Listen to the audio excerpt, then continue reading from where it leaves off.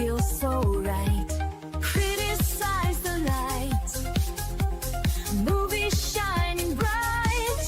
My opinion is mine. Like a never-ending call. Watch them rise and fall. Stories big and small. Screens light up the hall. I will say it all.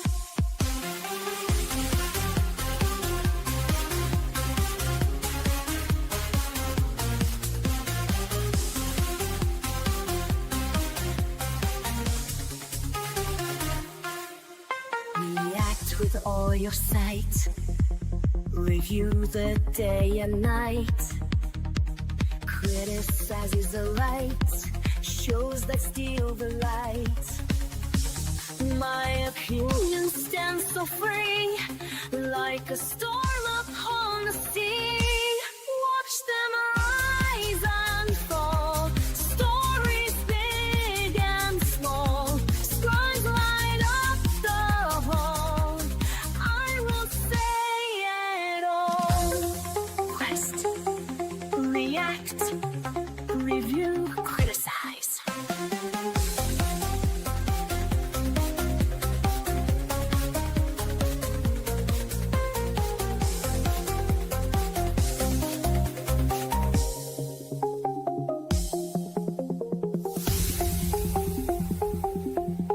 Quest.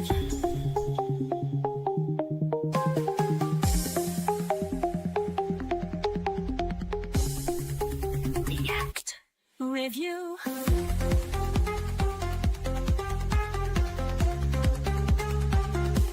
Criticize.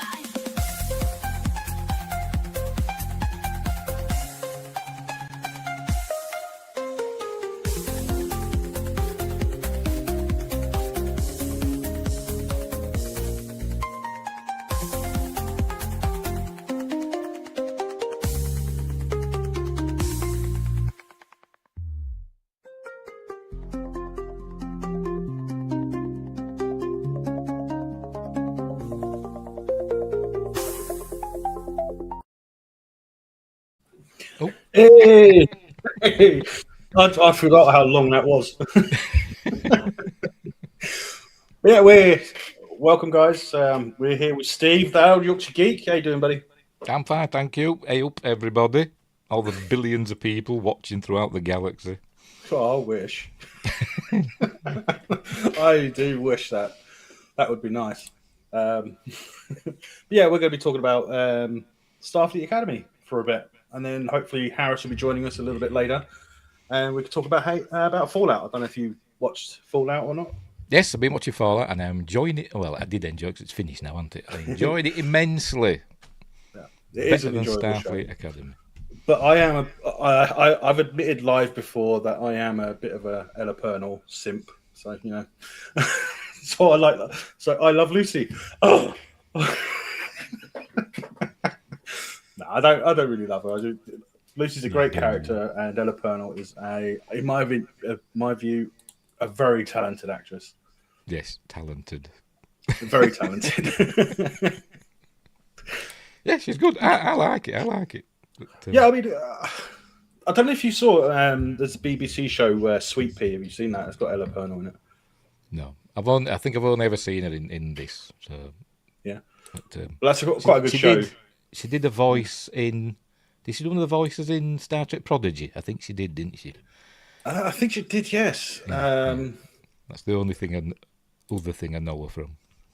Yeah, and she was in Yellow Jackets, I think, as well, wasn't she? I think, but I'm not as familiar with Yellow Jackets because it wasn't my cup of tea.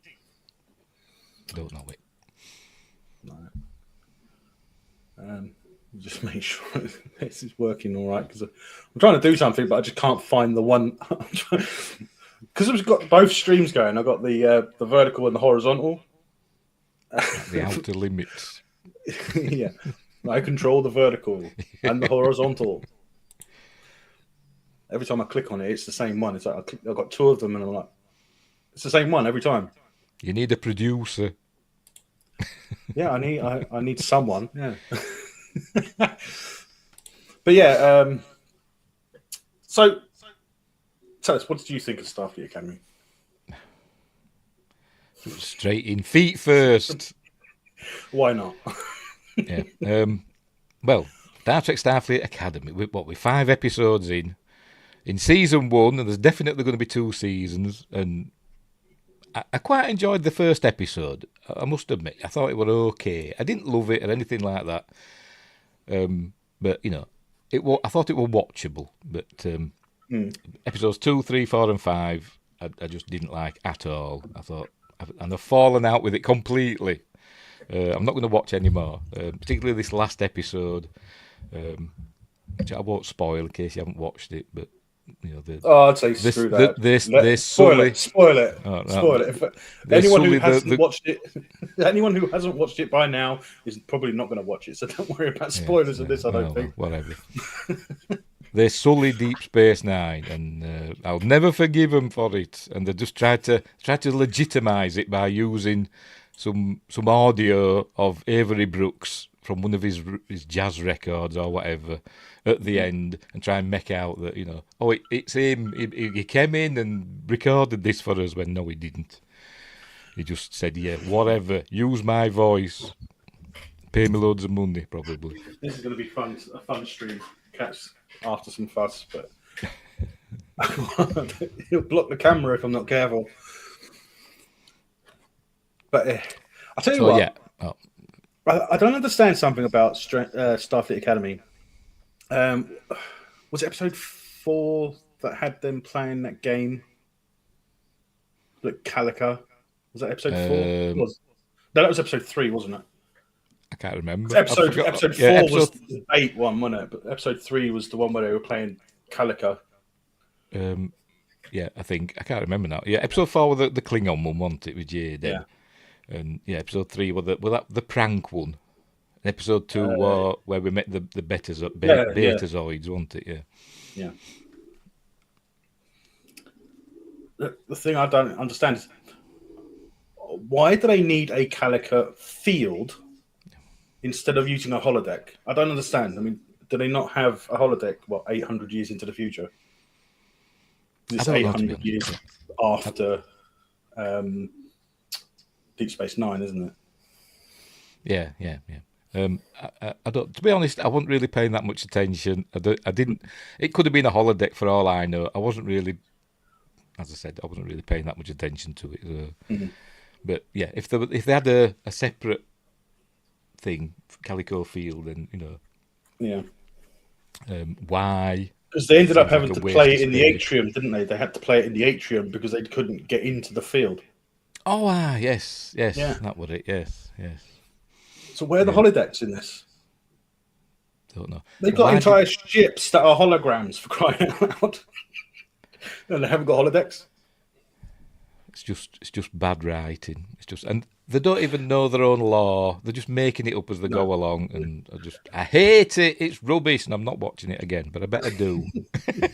But I don't want to. But I better do. Yeah. I think a lot of people hate watching it right now, though. I think it's mainly because of Kurtzman, though, isn't it? That I do admit that what you said before about the first episode or so being good in comparison to the following episodes, because it seems to be a common thing with Kurtzman that the first 1 or 2 episodes are actually better than the follow-ups, right? It happened with Discovery. In my opinion, the first 2 episodes of Discovery were pretty decent, but that's probably because they were written based on an idea originally by Nicholas Meyer wrote them, didn't he? Originally, I think. Yeah. And the other fella, Fuller. I forgot his name now. The original producer. It was him and Nicholas Meyer that came up with the first part of Discovery, wasn't it? And then Kurtzman took over. Yeah. And it happened the same with Strange New Worlds. The first episode of that I thought was actually really good. Because it was like, yes, it followed on from the end of season 2 of Discovery. Yeah, that made sense because whatever. But I thought the first episode was actually very good. It was a very diplomatic, very Starfleet-esque episode because obviously they're fixing something that happened because of Starfleet, right? Which made sense, right? Yeah. I'm a fan. I like Strange New Worlds. I think it's pretty good, to be honest. Apart from the last episode of season 1, I didn't like that, but all the others I don't mind. I didn't even mind the musical one. I thought it was okay. Oh, you didn't mind the K-pop Klingons? Didn't mind it because they couldn't help themselves because it was a anomaly thing, wasn't it? Was it though? I don't know. It kind of like reminded me of a few other shows that had episodes like that, like Buffy the Vampire Slayer had an episode like that where that demon came along and everyone started. Everything was a musical. So that's obviously where they got the idea from, wasn't it? Yeah, it must be. Never anything original in Kurtzman Trek. And anything that is original gets screwed up. Like the uniforms are wrong for the time. If they wanted to, because I know Kurtzman had always said that it's all canon, right? He's always said it's all canon. It's all prime timeline and all that shit. Yeah, I swore. It's not. Yeah. And it's not, because if it was, then they wouldn't have the coloured uniforms at that point. They would only have two different shades of uniform, right? Like they had in The Cage and the older episodes of the original series. Yeah, in the second pilot, where no man has gone before, they had like like a goldy brown for command, wasn't it? And then they had like a light blue for sciences, didn't they? Yeah. Yes, I know, David. Yes, it was. Once more with feeling, and I actually rewatched that multiple times because I quite enjoyed it, considering. Yeah, and it's a classic episode as well that had ramifications for the law, for the Buffy law. Oh yes. There's no such thing as ramifications in Kurtzman Trek, is there? No. I think that specifically for Strange New Worlds, they missed a step, because when they went back in time, when in that episode where they went back in time, they could have aesthetically corrected the way the ships look and the uniforms if they wanted to. They could have corrected it. Because they could have gone back in time, something might have changed, and when they come back, it's the actual prime timeline. They could have fixed it. Yeah, that's in my head canon. It's not the same timeline as classic Trek. It's a separate. It's not even the Kelvin timeline. It's its own thing. I'm not sure about that.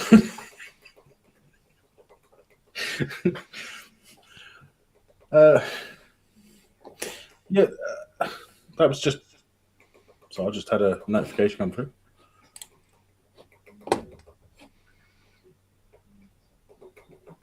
Right, it says Harris is letting me know that he's waiting for the Fallout part of the stream. There's something tapping somewhere. Yeah. Oh, that's the dog. Oh, is it the dog? Tapping something. Yeah, that's Bailey's tapping stuff or something. Now, so episode 4 was the political one, wasn't it, with the debate and where they had that fight with the Klingons. Yeah. And the Klingons are almost extinct. Again, it's always got to do that, haven't it? Sounds familiar, because what was it? It was the Undiscovered Country, wasn't it, where the moon above Kronos exploded. Well, yeah, there was that Praxis, blew. Yeah, where Praxis blew up, and that was their main dilithium mine, wasn't it? That was where they got their dilithium crystals for the fleet. Yeah, but back when dilithium crystals were for focus, not power, they focused the plasma, not powered the ship. They focus the energy into the warp, the cells, don't they? Kind of like the kyber crystals in a lightsaber used to be. They were just like a focusing crystal for the blade. But things change. It's just weird that they change the same way. Here we go. He's going to be a pain in the butt. Melvin Zoo. I wish. At least I'd be in a cage then. I can't cage a cat. I hate the ideas of that. My dog has a cage. Obviously, my sister, about a year before she passed, she wanted me to look after Bailey. It turned into something that's semi-permanent while she was under treatment for cancer, and now it's permanent. So I like animals. I love animals, so it doesn't matter. But yeah. Where were we? Episode 4. Episode 4. Yeah. So the previous episode was they had a super advanced laser tag, and I said that before, but they actually said it in the episode. Yes. So it's kind of like a high tech laser tag, isn't it? Yeah. They keep using our day terms in 1,000 years in the future, like laser tag and Band-Aid. I heard that mentioned once. Band-Aid, which is a product in it. So. Yeah. Amongst others. Yeah.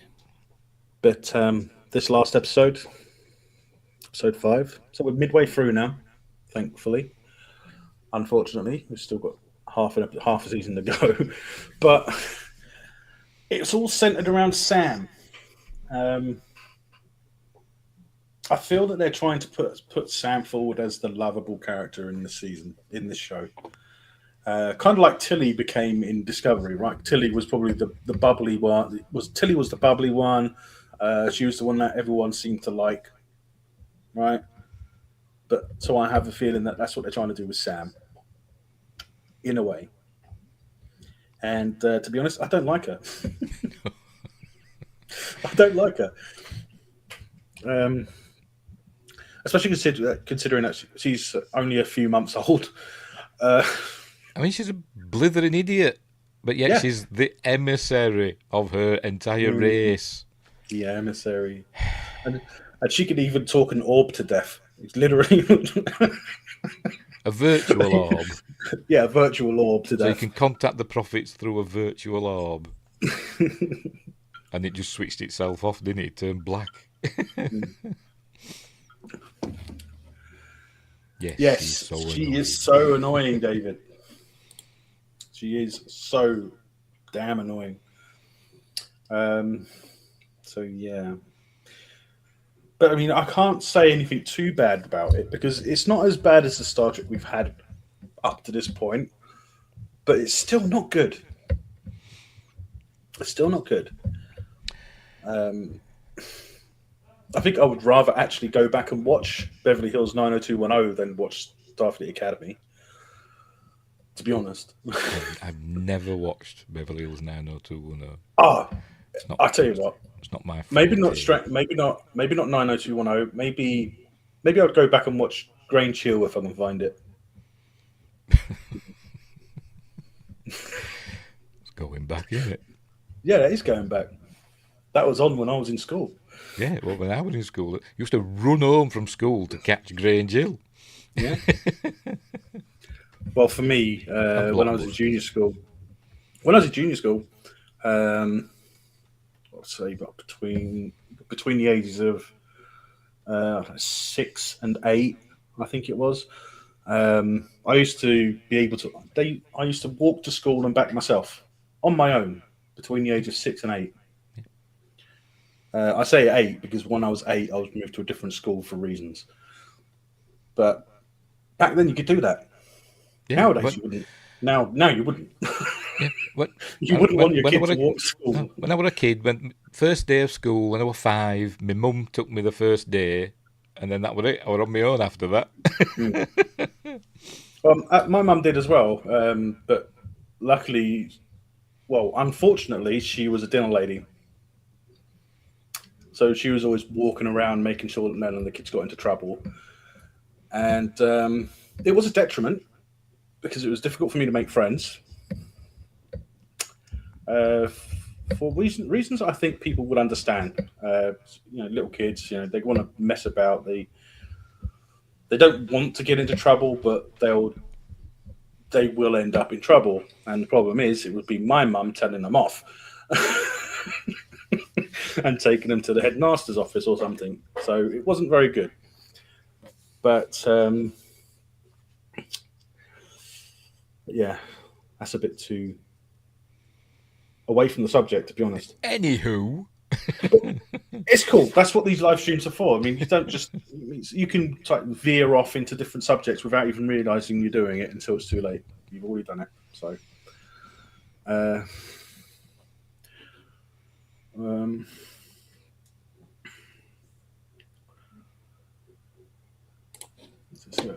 they didn't need the homeworld destroyed, or they're almost at extinction. You mean all the other worlds are gone? Terrible.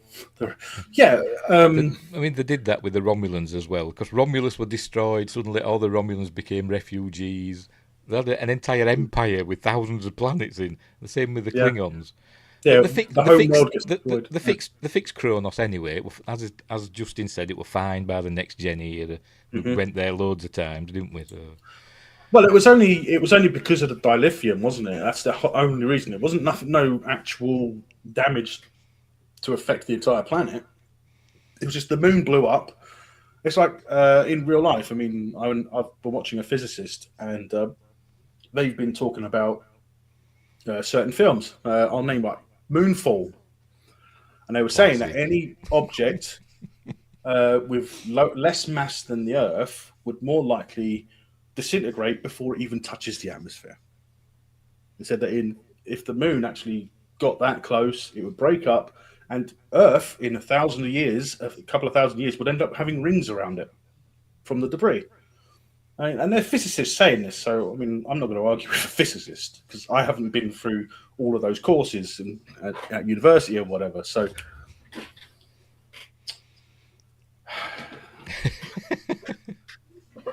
Told you it's going to be fun. So Justin, 90210 was your jam, was it? I did watch a few episodes, but at the same time there was another show on. I've never seen Dawson's Creek either. You've never seen Dawson's Creek? I have, but I only watched it for a certain actor. Well, two actors actually. It was Michelle Williams. Oh, you mean actress? Was well, I don't know if it's politically correct or not. Stop that. Hey, I've always said they're not complaining when they're getting their Best Actress award at the Oscars, are they? No, they're not, are they? But then who cares about the Oscars these days? No, that's true, but you know what I mean. Anyway, yeah. But what was it? What was it called? I'm trying to think of what it was called. There was a couple of shows such a long time ago, and I don't think anyone would really remember them. If I can, I can't think of them. I was never into teen dramas, even when I was a teen, which is a long time ago. I was more into sci-fi and stuff like that at the time as well. I didn't really like a certain show, like Space Precinct, I think it was. I didn't really like it. No, I didn't really like it, but I watched it because there was nothing else. I didn't like. It's not like nowadays. And I didn't like Terrorhawks either. Oh, Terrorhawks! Oh my god! Just like when I was a kid, I didn't really like Thundercats. I didn't like He-Man, Masters of the Universe, or whatever it was. They came along just as I was starting work. So. But yeah, I was a $6 million man. What else? I'm trying to think. That's a I was watching reruns. Bionic Woman, Incredible Hulk, them sort of stuff. I think I was more into reruns. I was watching stuff like I was watching reruns of Knight Rider. Street Hawk was on. What else was there? Airwolf, the A-Team. So it's like there were so many to choose from. You had good action ones, good sci-fi. There was even that Blue Thunder series that was very short-lived. Yes, starring James Valentino. Yeah, I think so. Yeah. But It was interesting. So here we are talking about shows that we used to watch when we were kids, when we're supposed to be talking about Starfleet Academy. Shows how good it is, doesn't it? Yeah. I'd rather talk about anything else other than that. But it is part of this stream, so we should probably get back to it. Or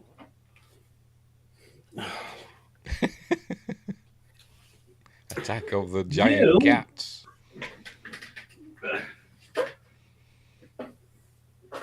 probably think I'm one of those cat people from that weird movie.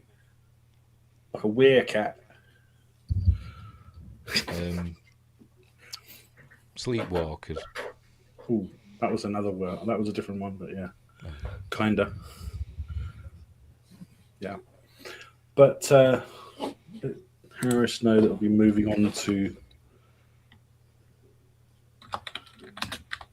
I think we're just killing time till Harris arrives.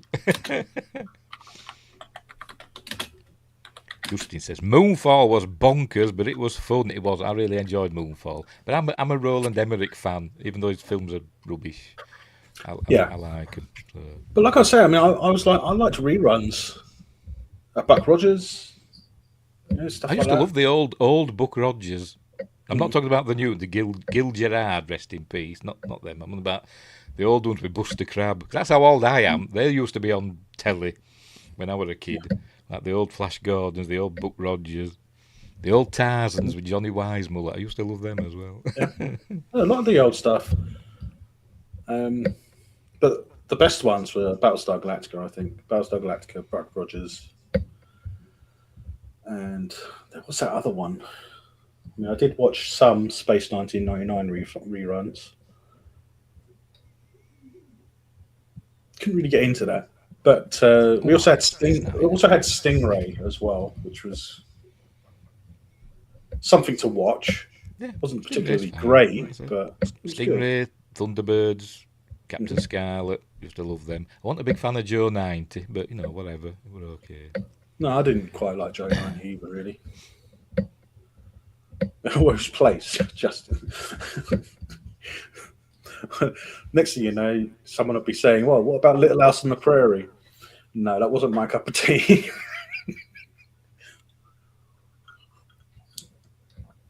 No, that wasn't my cup of tea. There was one episode of that had like I can't remember, something happened in one episode of that. Was either something like aliens or some sort of monster in it. I can't really remember. I've just got this vague memory of something weird happening in one episode of Little House on the Prairie, and I can't really remember what it was. Yeah. Or am I thinking of? I forgot bloody hell they call it now. Not Dallas, the other one. Never mind. Not Dallas. What was the spin-off of Dallas? Oh, I don't know. Dynasty? Yeah, David saying Dynasty? Yeah, Dynasty. That's the one. Yes, there we go. Dynasty. Where she got abducted by aliens, didn't she? That one. I like it when they do weird stuff like that in regular programs. Yeah. But a couple of, I mean, Twilight Zone was popular, even though a lot of those were reruns. And then you had the Creep Show. That was a good one. I liked Creep Show. I never saw the series. I've just seen the films. So what is it? Well, the other one was Tales from the Crypt. Yeah, I never saw that either. No, I saw the film. There were a film out, weren't there, in the late 60s or mid 60s, weren't there? With I think it was an Amicus production. Yeah, Tales from the Crypt. But yeah, I was an Outer Limits fan. I love Outer Limits. Mm-hmm. I liked Outer Limits more than Twilight Zone. Yeah. They haven't been able to do anything like that since, have they? I don't think. No. Well, mind you, I don't think there's a call for it in streaming, is there? I don't think any of the streaming companies actually called for anything like that. Well, I forgot his name now. Bloody names. That director who did that Nope and Get Out, he did Twilight Zone, didn't he? Again, and apparently it were rubbish. I don't know, I didn't see it, but apparently it were rubbish. I forgot his name now. I can't remember when they redid Twilight Zone. Were they just copying the ones that came before, or just remaking them? I can't remember. I don't know. I didn't watch it. Justin's naming some more. A-Team, Falcon Crest. Who still like Falcon Crest? That were another vaguely Dallas Dynasty spin-off, wasn't it? I think they were all related on that Knots Landing and all them. Yeah, but we still had reruns like of Western shows like Gunsmoke and stuff like that, didn't we? High Chaparral used to like that. Bonanza. Yeah, I wasn't really into the Western stuff. Good. I liked a lot of Western movies, but the TV shows I just thought, I think there was only one kind of Western show that I liked, or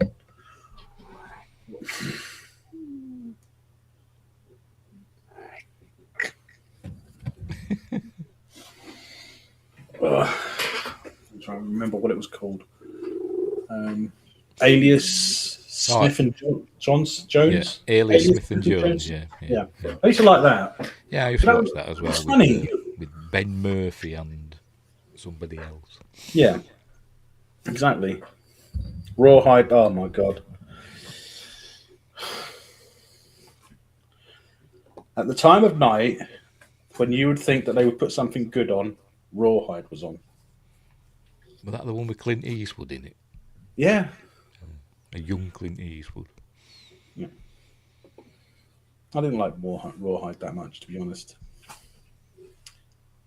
But then sort of in my teenage years, I think, we had stuff like Xena Warrior Princess, Hercules, Legendary Journeys, obviously.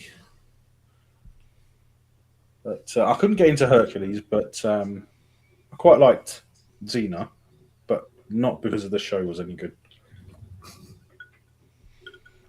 I caught it occasionally. I can't say I watched a lot of it, but the episodes that I did see were okay. I didn't mind them. But, and so by the time they came along, I was grown up. I had a family and stuff, so I kind of stuff like music and TV series and getting into stuff kind of fell to the wayside when I was raising a kid and being a husband. all that crap. Yeah, exactly. Well, Justin's saying I might be one of the few that wants Independence Day 3. Battlestar is so underrated, the old and the new. Yeah, I believe. I think the remake was actually very successful for Battlestar. I think the original was underrated, for sure. Because I don't think there's that many people that will want to go back and watch stuff like that, like we did. We had it on TV, so sometimes we had no choice but to watch it because it was the only thing there, right? But with the reboot, I think it was on. What did they do? They had it on, and then I think did they have a Sunday thing where they have like 2 episodes? I don't know. I think they did. I think it was on. It wasn't on Sci-Fi. Was it on Sci-Fi or was it on Atlantic? I think I watched it on Sci-Fi Channel. I think that's what when it was called the Sci-Fi Channel. Yeah, before Sci-Fi Channel started having wrestling and started showing sports. That didn't last long, did it? But, No, I still remember the days when I found out that the Sci-Fi Channel only operated until a certain time, and then it became like an adult channel, and I was like, I stayed up late and I was watching a show.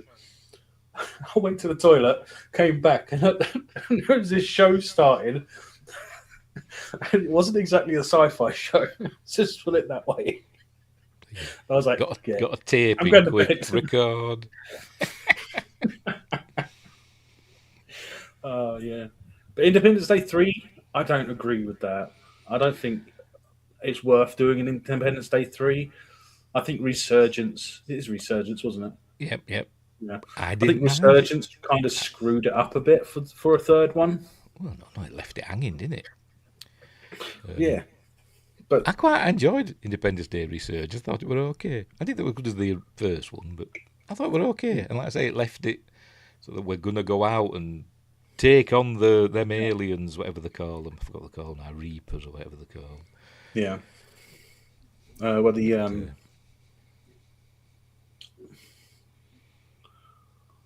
I know the common term for them was harvesters, wasn't it? Oh, that was it. Yeah, that was it. Yeah. I think. But I mean, can you see the eyes? See what? Oh, there. Yes. Eyes in the dark. Justin's Bonanza and Gunsmoke, Andy Griffith show. I know who Andy Griffith is, but I never watched his show. No. I remember him in that series. I think it was Andy Griffith. He did that series Salvage 1. You remember that? Where he played a man who owned like a junkyard. So he built a rocket and went to the moon in the first episode and never went back again, I don't think. But I think that was Andy Griffith. I think it was.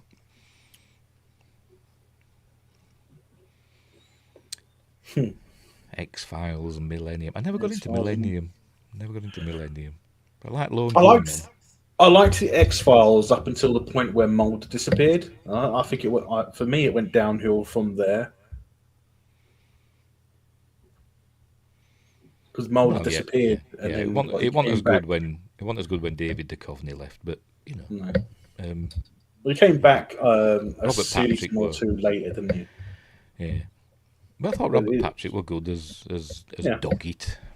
I still prefer his. He has one of my favourite lines in any sci-fi show or movie. Have you seen this boy? In Wayne's World. Yeah.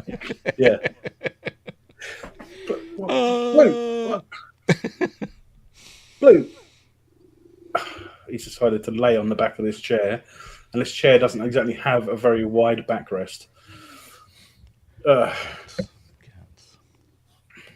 Yeah.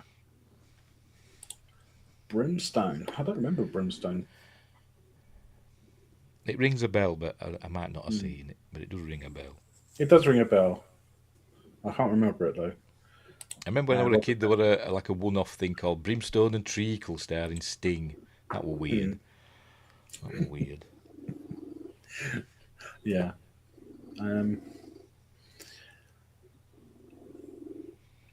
So how did you feel? Let's get back to Academy. How did you feel having the Doctor back? I think it's just a waste of time, to be honest. It's just there, like with all the other stuff that's in, it's just there for member berries. It's just so that they can say, oh, we've got this, it'll bring some of the old fans in. But it's pointless. It's pointless in being there. He rarely mentions, his past, but... So what's the point of it? I don't know. Yeah. Yeah. He had to get his opera in. Yeah. He's always got to have his sing. I thought he was going to sing in this episode 5 because some music came on. I thought, oh, he's going to start singing. Yeah, it was at the moment I heard it say, "This is the part where we have to.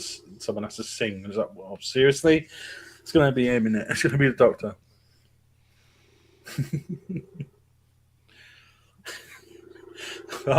In a way, I'm glad it wasn't, but I mean, I'd rather have heard that over that guy trying to play that flute thing. Seriously. And then he fluffed up that line, didn't he? In episode 4, he fluffed the Aaron Satie line, that Picard quoted in the Drumhead. They messed that up, didn't they? They missed out a chunk of it for some bizarre reason. Some people have said it's like an editing thing, but it doesn't look like it to me because there doesn't seem to be a jump cut or anything. It's just straight shot, one shot in the middle of a sentence. It just misses out the middle of the sentence, and it makes it nonsensical. Hi, the Stanleys. I clicked the wrong one. It must have moved. Someone commented and it moved out from underneath my mouse. I haven't done this in a while. I agree, Pat. Yeah, Robert Patrick was good in it as well. Yeah, he's pretty good. He's good in pretty much anything he does. As, you know, I mean, he was in. I think the most recent thing I've seen him in was. Um, I had it in my head right then, and it's gone. What was it? You sound like you got a lion behind you. Was it Scorpion? I think I it was don't that show Scorpion about. That was. It's pretty much good. Yes, it was Peacemaker's dad, wasn't he? Peacemaker's dead. Yeah, I don't like Peacemakers. Peacemaker. I didn't see season 2. I quite like season 1, to be honest, but I never got around to watching season 2.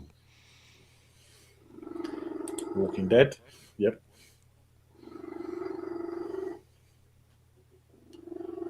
And now a cat laying behind me, purring his head off. Is that what can hear? It's really loud. Yeah, he's very, very vocal with his purring.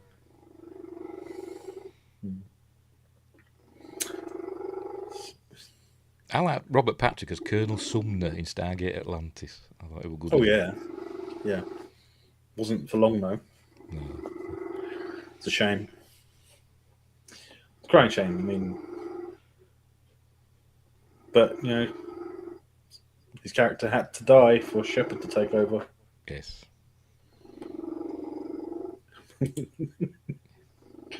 That's an enigmatic drill. It sounds like you got a lion or something in there. It does it every time. He doesn't even need to be on my lap. I don't have to be stroking him. You just have to be near me, and he starts purring like that. It's crazy. It's very loud. He's an old boy though.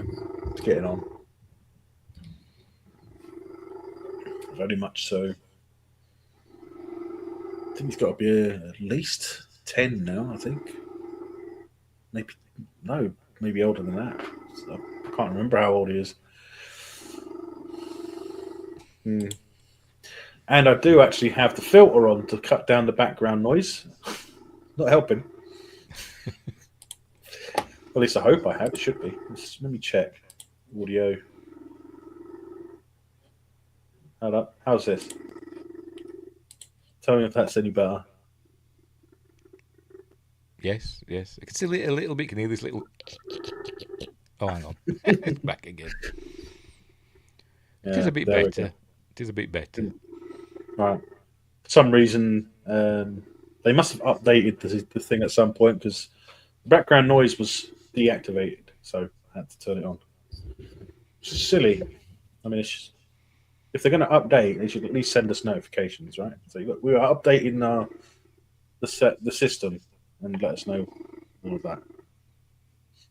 But they don't. It's like when they added all these other things, like they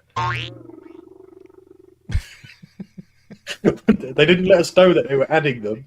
They just added them. It's like you can do things like I've had an idea. Had a gong. Or someone says something silly. It's just crazy stuff that they do. And it says that you can add more, but it doesn't give you many. I think you're gonna have like 100 things, can't you, in your back area. Yeah. So I keep having to Something like delete stuff.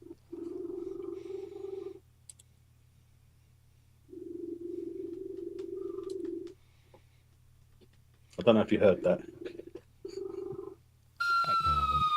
Oh,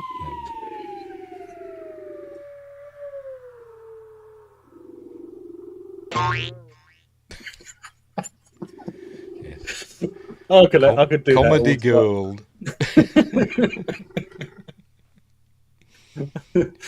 Yeah, it's crazy. So, not entirely sure what else to talk about with Starfleet Academy. I'm not sure how long Harris is going to be, so he's got to make a couple of phone calls. Shouldn't be too long, I don't think. So, yeah. So yeah, Robert Picard. I don't even know why he's in this show, apart from he's a familiar face that they just wanted to try and bring That's in fan some of the old service. fans. Yeah, Fan service. that's all he's there for. Yep. Exactly. I mean, Especially because of the fact that he comes back.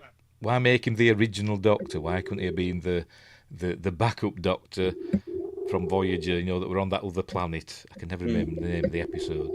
Who set off back, didn't he? He set off back in a shuttle, didn't he? Back to the Alpha Quadrant. It could have been that one, but anyway, not that it matters. Doctor's the Doctor, isn't it? But Yeah. and they still haven't given him a name. No. I thought at one point he decided on a name, didn't he? At one point, and then then that was the last that we heard of it. Yeah, I remember him choosing a name. There was an episode where Kez. Oh, it's the one where he had a family, wasn't he? He was running the experiment with the family in holodeck, and he had a name then, didn't he? I can't actually remember. If I I just remember watched that rightly. one as well. Yeah. But there was an episode where Kez was travelling through time. It was a bit like All Good Things, where she kept like jumping back through time. I think she jumped forward and then started jumping back. And in that episode, he had a name that he was naming himself after, obviously, composers. So he was like Mozart or something. And he had hair as well. He'd given himself hair. Anyway. Yeah, I think that's what I was thinking of. Alternate timeline, Endgame, EMH called himself Joe after his wife's dad. That's true, actually. I seem to remember something along those lines. Yeah, because he got married, didn't he, in Endgame? He was married once. Oh, actually, it says his wife. Yeah. Well, then, to say that, to be fair, that was an alternate timeline, because they changed the future, didn't they? Yeah. Unfortunately, they just can't change it back. Or something, yeah. Yeah, I'm pretty sure he did choose a name. I think it was something like Joe for Endgame. So we've had a TNG reference in episode 4, that Aaron Satie quote that they fluffed. We've had DS9 in episode 5. Will we get others? Will we get like Enterprise or Voyager mentions in upcoming episodes? Will we see Admiral Janeway or Captain Harry Kim or whatever? Bloody hope not. I'm not watching it anyway, so it doesn't matter. Well, I'll tell you what. If I was Harry Kim and I was kept at ensign for that long, I would resign. Disgrace. But you're not going to promote me? Screw that. I'm leaving. Yeah, I'll buy my own ship and captain that, then I'll be a captain. Yeah. Hashtag justice for Harry. Come on. I still don't understand how an ensign straight out of the academy was the head of operations. I don't get it. No. They called it the operations officer, not an operation. He was the operations officer. It was chief operations officer, wasn't he? Yeah. So I think he was only chief operations officer because the original one died, didn't he? Well, I don't know. It didn't say. It just says when he came on board. He says, the doctor or whatever, not the holographic one, the human one, said, our new operations officer should go and say hello to the captain or whatever. Yeah. But whatever. He should have been promoted, shouldn't he? I mean, even jailbird Tom Paris got promoted over him. He got promoted and demoted multiple times, didn't he? Yeah.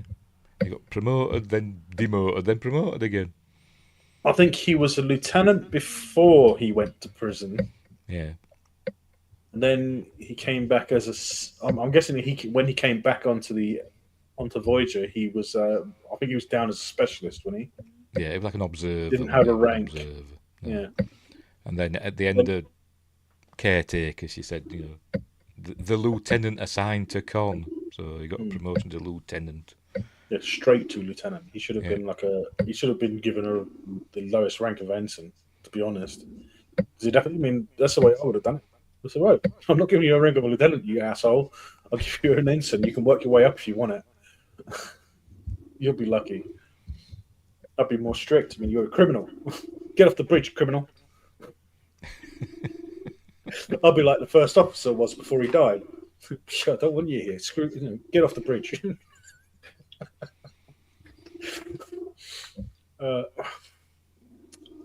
Blue.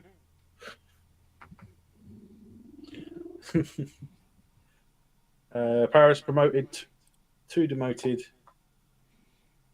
1 in 7 years. Oh yeah, promoted twice, demoted once in 7 years. Kim just says ensign, stayed ensign for 7 years or more. We don't know how long he was an ensign after Endgame. But I know one thing: 7 years as an ensign, I'd definitely leave. There's no prospects for me in Starfleet. I'm going. No. I mean, he could have been a commander and still in charge of operations. He still wouldn't be the first officer, would he? No. He could have multiple commanders. I mean, Tuvok got promoted. Tuvok got promoted as well, didn't he? He started off as a lieutenant, ended up being a lieutenant commander. Mm-hmm. But poor Harry. Mm-hmm. Poor Harry.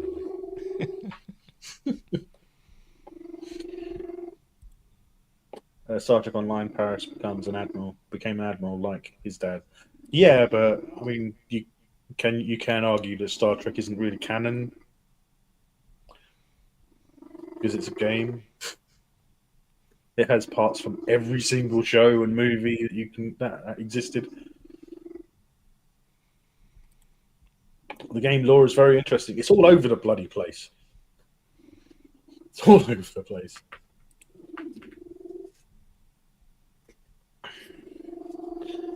Speaking of which, on my gaming channel, it's now at 50-50 with 2 votes. But 1 vote for Star Wars Knights of the Old Republic. I've got 1 vote for Farming Simulator 2025. 2 completely different styles of game. Wasn't half the important roles given to that group who hated Starfleet anyway. Can't remember their name. The Maquis, yeah. Yep.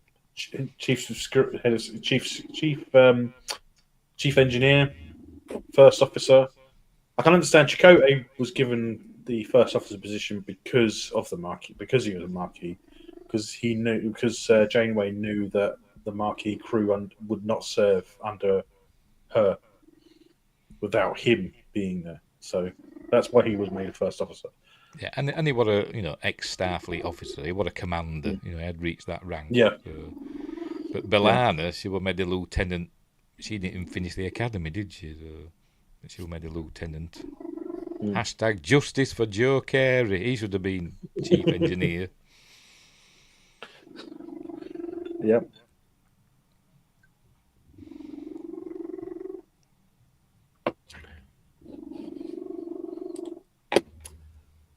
If Calvin is canon online, is also. Oops, hang on. Somebody at the door. Just a minute. I won't be a moment. All right, no worries. Okay.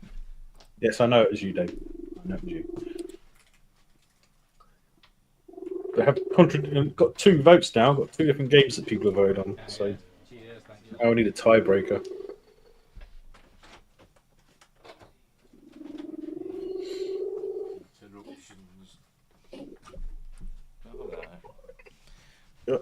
I'm back.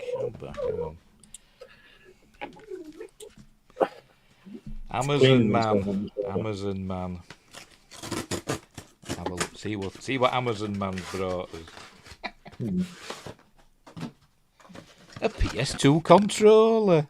PS2 controller. Yeah, I've got my son's old PlayStation 2 down. He never used it, so I plugged it in. DualShock 2. The controller didn't work properly, so I took it apart, and now it definitely doesn't work. So I've got a new one.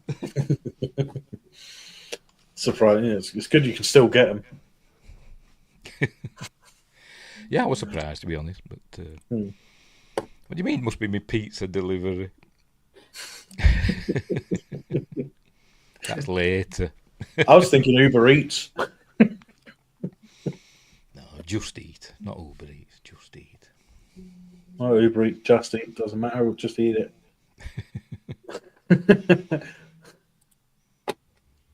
But I agree. The online game is all over the place. Yeah, it is all over the place. I've never got very far into Star Trek Online. I've got it on my PS5, and I fire it up every now and again, and I've totally forgot how to play it every time. I wish that they would have like a cross platform for it, because I got stuff on my PlayStation version of Star Trek Online that I just can't seem to get on the PC version.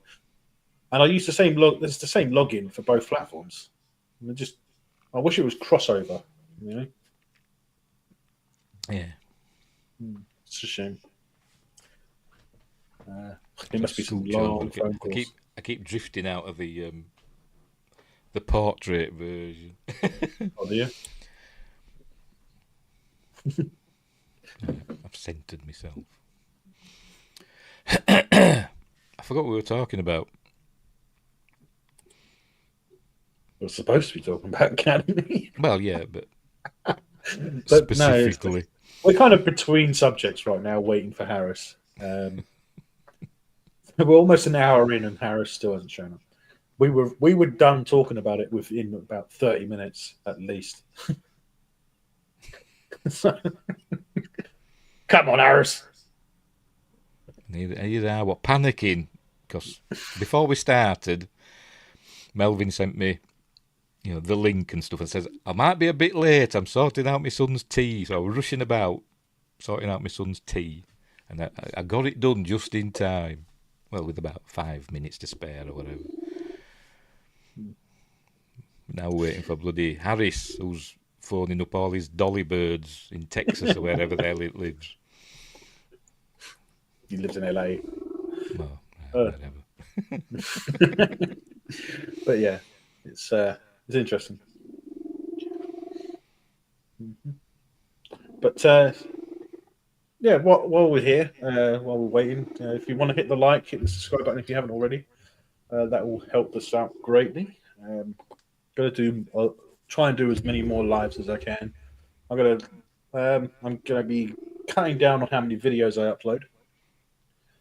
But if you can just hit that like, hit the subscribe button, it'd be appreciated. And feel free to click the links pinned in the chat above. One is for the Streamlabs tipping page. Sorry, no. Is it? Well, that's not how. Is that the right link? That's the right link now. One of them should be. One of them's for the shop. I think they're both for the shop, actually. There's supposed to be one there for a tipping page, but I clearly haven't put it on there. Silly me. Let's see if I can do something about that. The tipping one is there. It's just that they've decided to join them together, which means they won't work. Because it's all down as one link. Now I've done it. I've moved forward, and now the cat's fallen halfway down my back. The tip page has come on, but I don't know if I can leave a tip. Maybe I can. I don't know. Anyway. Oh yeah, it looks like it's working. And then the product page is there as well. Yes, I've just clicked on it, and they work, I think. Yeah, the tipping page is under the Quest G30 banner, which is for my other channel. The Fourth Wall Shop is the new shop that I've opened up, where you can get some great merchandise. Let me bring it up on the screen, actually. Share it. Why the hell not do some advertising? If I can find it. Is it that one? There we go. No need to share audio. Yeah, so if you fancy taking a look, we've got some nice, the new dark logo. I think that looks pretty good, actually. Some mugs, a flag. I have a flag. I have two flags actually. There's the other one. I've got flags. Yeah, I've got flags. some coasters, got some mugs. Oh yeah, I think they're pretty good looking merchandise. So yeah, if you fancy buying anything that's got my logo on it, feel free. I don't mind. I appreciate it. I'll have to get one because I've still got the old Sci-Fi Quest T-shirt. I should have put that on actually, shouldn't I? I should have put it on. It doesn't matter. And I'm wearing my own merch. I'm wearing Twigs merch. Bloody hell, Lara. Yeah. I haven't done any gaming for a while. I have to remember. I'm in the middle of Ghost of Tsushima. I'm in the middle of that. I keep forgetting about it. Blue, are you going to move so I can sit back, please? Or are you just going to lay there between me and the backrest, make me lean forward the whole time? I don't think he can move, to be honest. He's sort of sandwiched between me and the backrest. Oh, there we go. No, cool. Are you getting up or not? Move then. Jesus, cat. Where are you? Oh, I can lean back a bit. That's better. Why? Really? They don't have PJs on there. They have knitwear though, but I don't know what that's got to do with anything. I might as well have my PJs on. I've got my Star Wars lounge pants on. Can't get my leg high enough.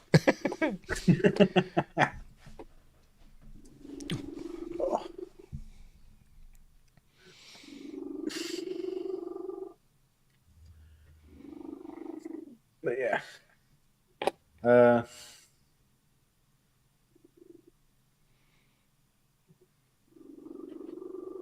Still not ready. Anyway. So, to keep it Star Trek, what was your favourite Star Trek movie? Blimey, that came out of nowhere. My favourite Star Trek movie, probably that everybody will say, Star Trek 2, The Wrath of Khan. That's my favourite. It's the one I rewatched the most. But I like all of them, apart from the Kelvin ones. I hate them, they're bloody awful. Yeah. All the classic Star Trek. I even like Nemesis. I'm an apologist for Nemesis. I do like that. But Star Trek 2 is my favourite.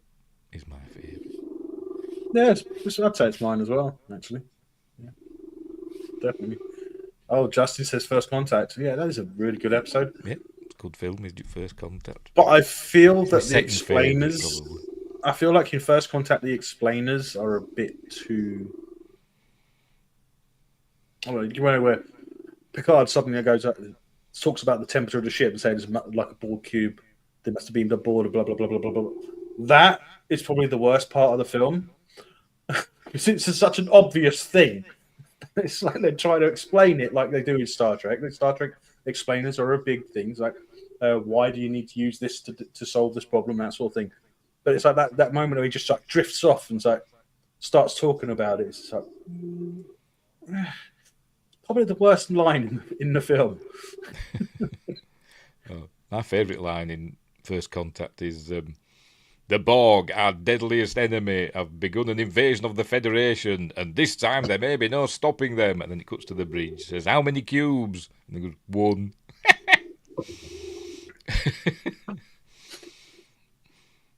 Yeah. No stopping. And then all of a sudden, and then Picard goes, right, tell every ship to aim here. It's up to that doesn't seem to show any vital system. They just do it. Yeah. Hey, Picard, the ex-Borg hero. He knows. Star Trek 2 is the second, third is Insurrection. Third for me, it'll be Star Trek the Motion Picture. Love that film. Really? Yeah. For me, it'd probably be Undiscovered Country. No, that'll be next for me. Undiscovered Country. Okay. Then Star Trek 5. I love Star Trek 5. Despite its flaws, and then what are we up to next? I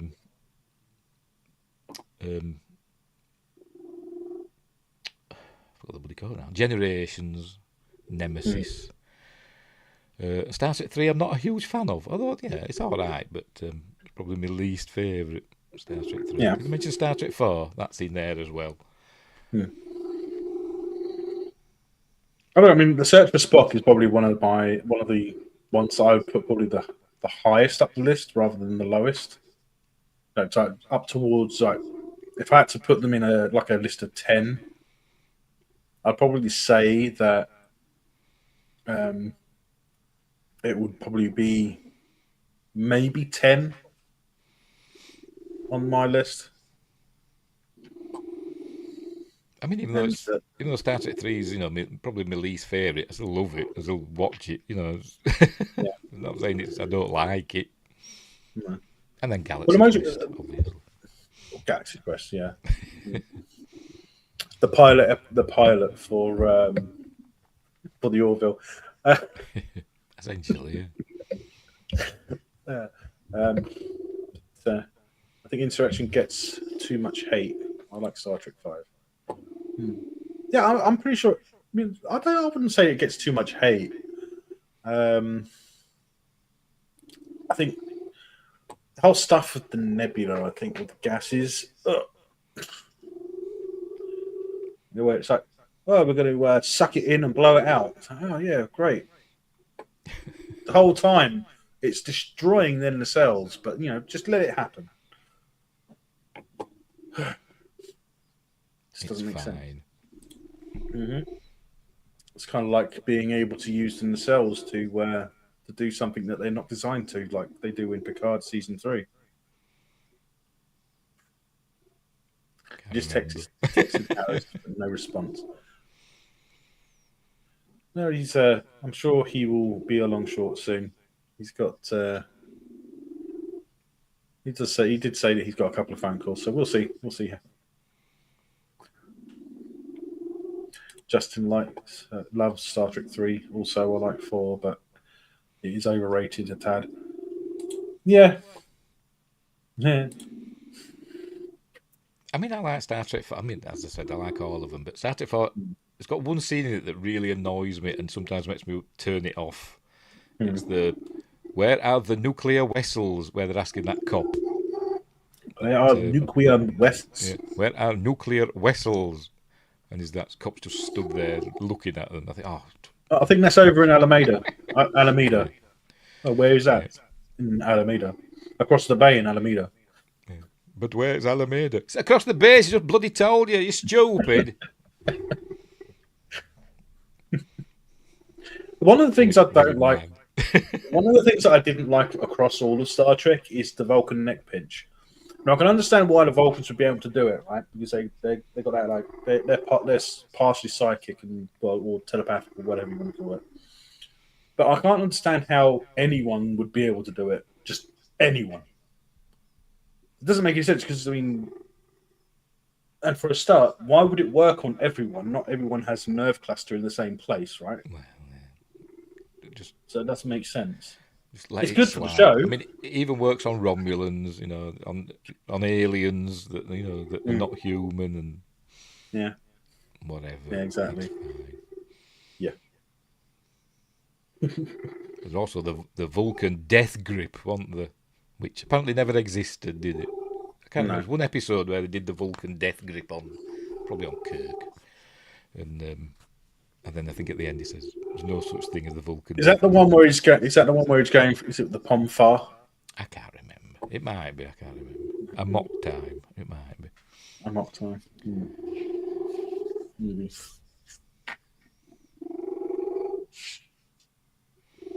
The joystick was cool to me in Star Trek Insurrection. Yeah. That was the cheapest joystick you could get at game shops. The Logitech. And all they did was spray it a dark grey colour or silver.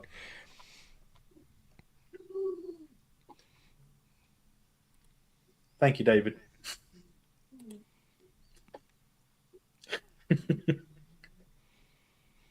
Yeah.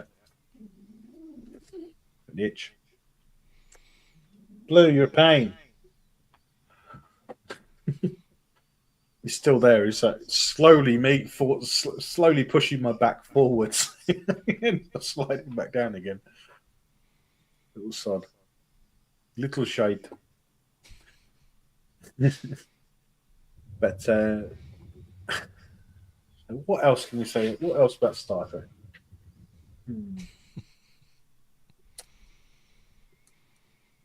Has anybody watched Star Trek Scout yet?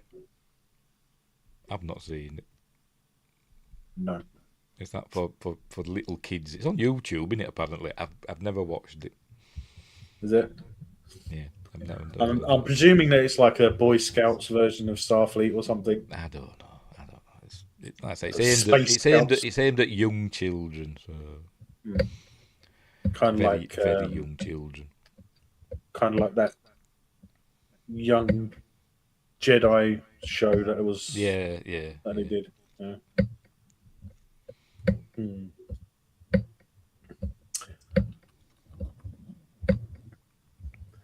You know, the funny thing about that joystick that you mentioned,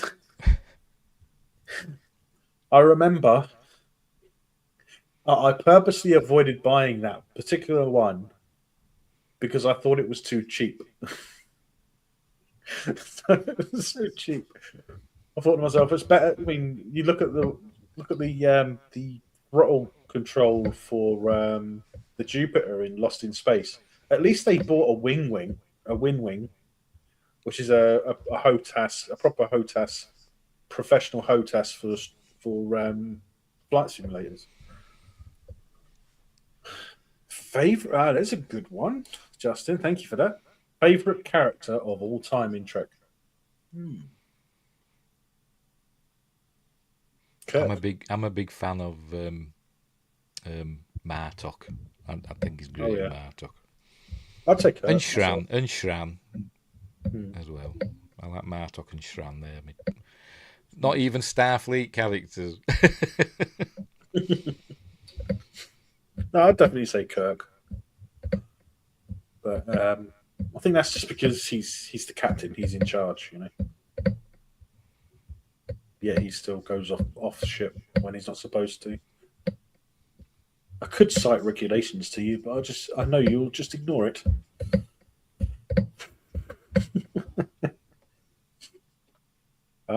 David just think Benjamin Sisko.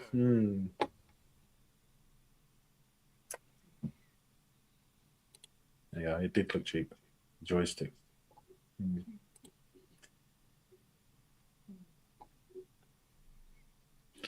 You know what? If I was still a teenager and I was asked that question, I would actually say Jerry Ryan, simply because it's Jerry Ryan. Yeah, super hot. Yeah. Yeah, she was the Borg. She made Borg look sexy. Or Marina Sirtis. But they're both bloody... Every 5 minutes they're on bloody Instagram or X doing political tweets. Does me head in. Keep your opinions to yourself. Yeah. Yeah. Justin says Picard. Yeah. So we can all have our own favourite characters and we can all understand why. It's great, isn't it? We all know why specific characters are the best. We just have our own idea of who is the best or favourite. Oh, here we go. The Stanleys. In no particular order. Spock, Garrick, Dax, Odo, 7 and 9. Which Dax? Maybe all of them. Including the new one. I prefer Ezra. By the way, I didn't even realise this new Dax on Starfleet Academy. I didn't even realise she was Cardassian until I saw somebody's review that said she was Cardassian. I didn't realise. I didn't realise that in that war college were a Romulan. I didn't even realise that either. I thought she's just another alien with a lumpy forehead. But no, she's a Romulan, apparently. that says "dude." It's all dude and cool. God, I hate it. But Justin also loves McCoy. Yes, I say any of the characters you can understand, can't you? You know, from classic Trek. Yeah. Nobody's saying burn them, have they? No, I don't think no one's saying anyone. Although if somebody said Saru, I wouldn't mind that because he's obviously the best character in New Trek. Saru were okay, but yeah.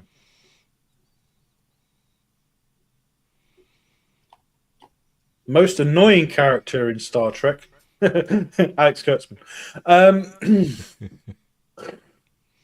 Well, that would be most hated, I would have thought. Hey, Harris. He's here. Howdy, howdy, howdy. You should have the link, buddy.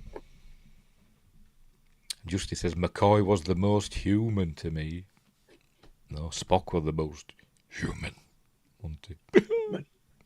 Star Trek 2.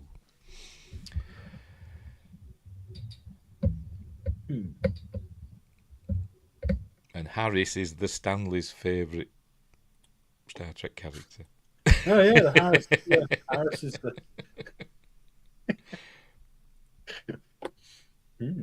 Interesting. Most annoying one though, I said, Littlefinger of Star Trek. I suppose you could actually say that Harris is a character in Star Trek because he is. Well, technically, he's a Trek character from Star Trek. So he could. I guess it's arguable that he could be a Star Trek character. There probably is a character in Star Trek called Harris. We just never noticed because he was a background character.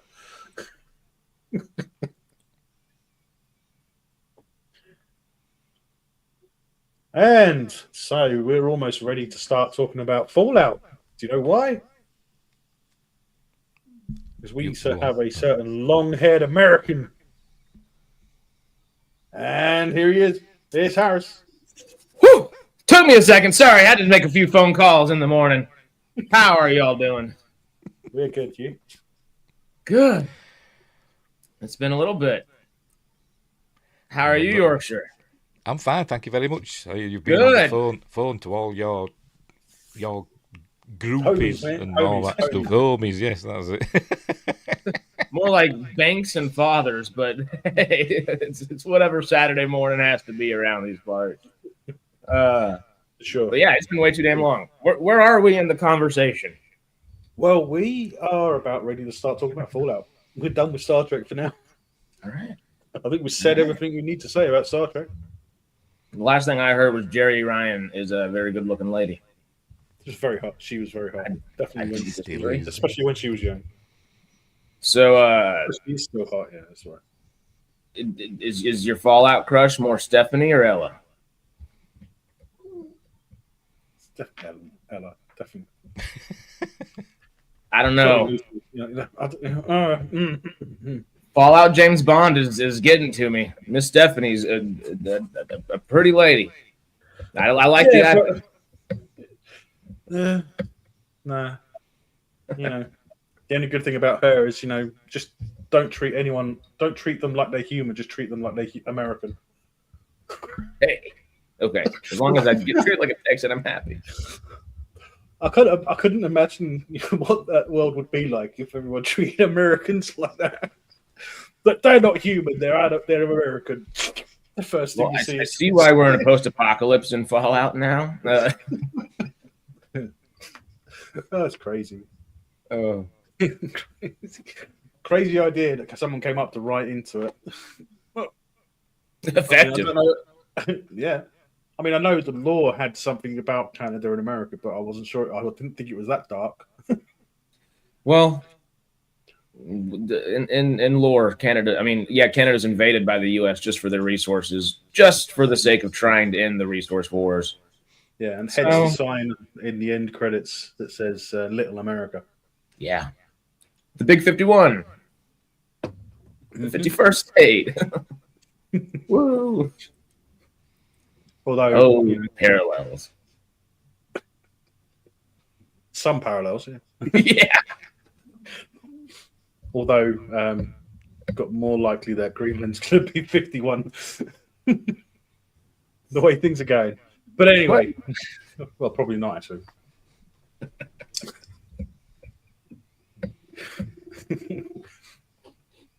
So,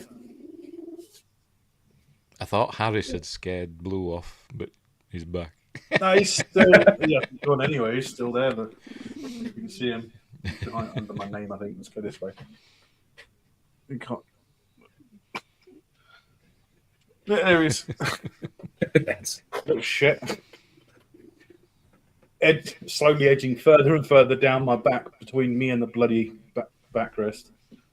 Sounds about right. Purring his head off. Crazy. It's nice Absolutely crazy. Not for me. It'd be nice if he was doing that. Yeah. But not if he's just. Little motor just running. Crazy. But yeah. He's just gone further down. Get up. Go up. There we go. Okay. Go up where? If only Bailey listened that much. They get up to Bailey and he'll just go, lay down and go back to sleep. Lazy sod. But right, okay. So I haven't really prepared anything for Fallout. At least I did in my head. Now it's just gone. Like a nuclear explosion? Like several thousand nuclear explosions. Oh, it's the boneyard. Yeah. One thing at the end. I mean, I don't know. Solid spoilers. Liberty Prime Alpha. No, Liberty. Yeah, it's Liberty Prime Alpha, isn't it? Uh-huh. Looks a bit squat compared to the game. Well, it is a different one. Liberty Prime is a different model, so this one might be more kind of Pacific Rim looking because it did look a little. I don't know a lot, but isn't there like this Liberty? No, is it President Prime Alpha? Is it President? I can't remember. There's one that's President Prime, isn't there, or something? I think it's just Liberty Prime. I think that it was only ever the one Liberty Prime, and that's what like Fallout 3 is. You're trying to get Brotherhood of Steel to rebuild the whole time, and then maybe they had other blueprints, and that's what we're finding right now. But I don't think canonically there was anything besides Liberty Prime because that was the big old kind of good luck beating this guy kind of thing. Yeah, kind of like what was it? I thought of a name of a robotic alien robot. I just can't remember. Can't remember its name now. Jerry Ryan. Giant. Damn it. Liberty Prime totally did look more like the Iron Giant, though. Originally, yeah, this one looks different, like you're saying, with that weird kind of squished kind of head, almost.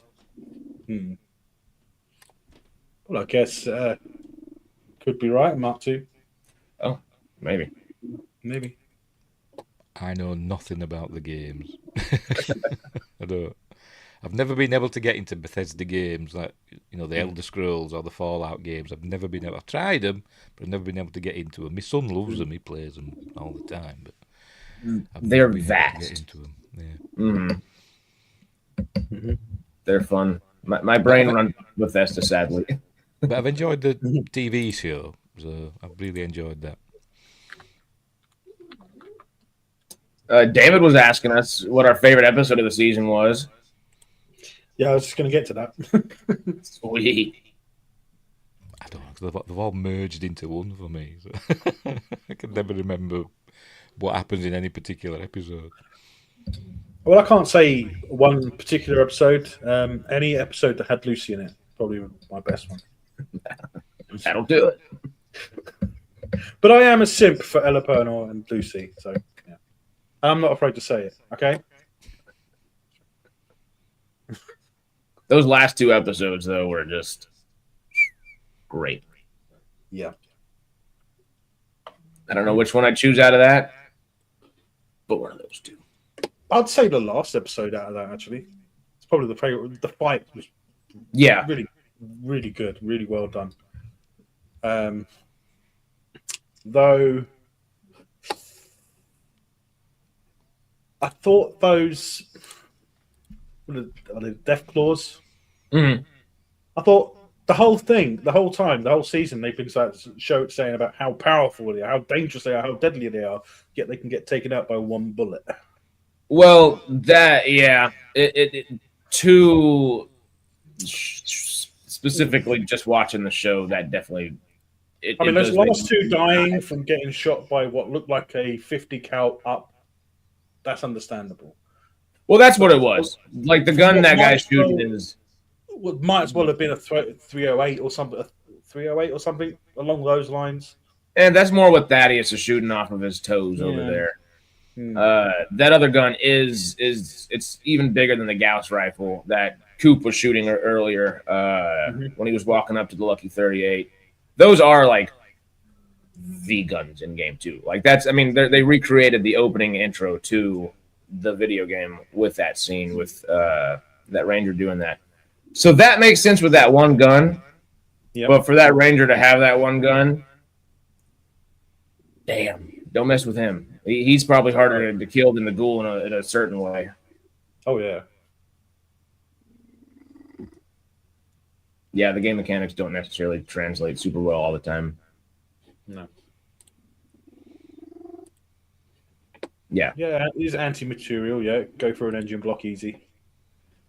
Or Deathclaw head, apparently. Or, as it does in Tremors 2, goes through a brick wall, well, a concrete wall, and an engine block.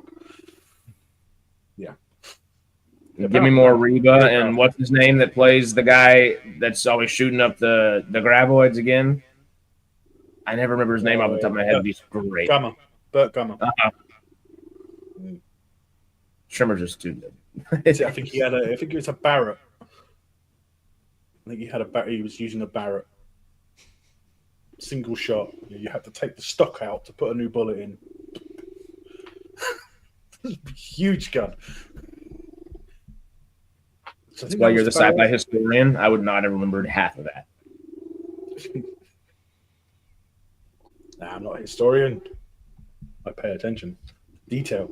Certain things. I pay attention, but I just forget. Well, it all depends, you know.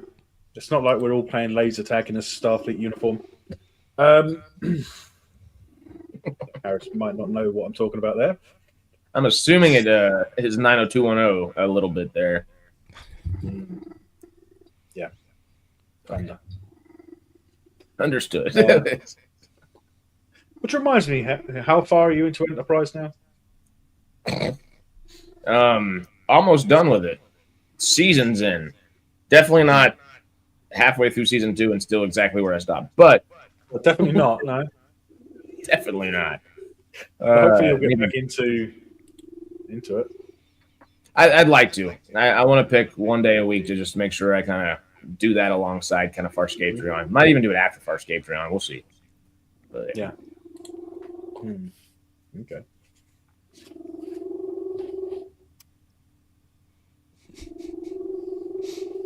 Do you speak Wookiee? Or Tribble. Not unless I've got a cold.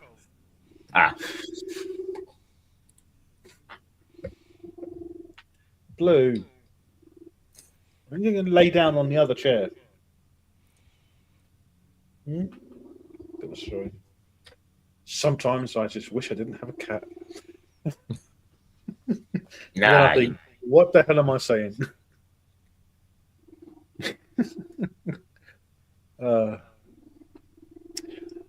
It's funny. He spends most of his time outdoors, all day, all night, most of the time. Yeah, when I need to do something on the computer, you won't leave me alone. There's only one good place to sleep. It's got fans. It's got warmth. It's got the best of both worlds. It's right by the computer. More like on top of the computer. Yeah. He used to sleep when I was using a laptop. Because I didn't have a desktop at the time, so I had a laptop. I'd be playing a game on there, and all of a sudden he'll just climb on and then plop himself down on the right on the keyboard. And then my plane crashes because I'm trying to control a plane with my laptop without a Some joystick. flight simulator. Yeah. Perfect. Spoiler: Rip Burt Gummer. Character's not the actor. Yeah. Which trimmer does that happen in? Trimmer 14 or 33? I don't remember. I don't know. They only made 7 or 8, right? They're all perfectly goofy. I've just recently bought the box set and I haven't got around to watching them yet, apart from the How first many one. are in the box set? Yeah. Does it include the series? Yes, it does, yes. There was a trimmer series? Does it include Shrieker Island? I think so, yeah. I think it's got all of them so far. Hang on, I'll go check just a minute. Just talk amongst yourselves. I didn't know Trimmers had a TV show. I'm going to spend too much time watching this at some point. It's going to be bad. Trimmers is like the best B movie ever. It's so good. It is. Yeah. Yep. And the other ones are so bad that they're barely B movies, but you can still watch them. Because of Burt Gummer and Rick and Reba. Like, they're great. Then all 7 movies and the complete TV series. 7? I thought there were 8. Well, I don't know. Is there? Maybe there is. I don't know. Oh, the series was following Burt Gummer as the focal point? That's fun. Who else would you follow?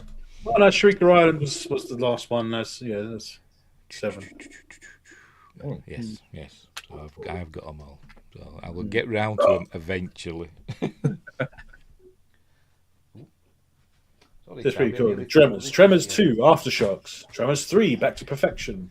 Tremors 4, The Legend Begins. Tremors 5, Bloodlines. Tremors 6, A Cold Day in Hell. Tremors 7, Shrieker Island. I think Shrieker Island was straight to DVD. I think A Cold Day in Hell was as well, I think. I've seen up to 4. That's when the years and years ago when the Legend 4th Begins. one came out, and I haven't seen any scenes or the series. Yeah. Before the reason they changed the name to Perfection. Can't remember. I can't remember what the name was. It was before. Was it before Perfection? I can't remember. We need graboids and Fallout. They would fit. Come on. Yeah, definitely. Mutated something work. for that.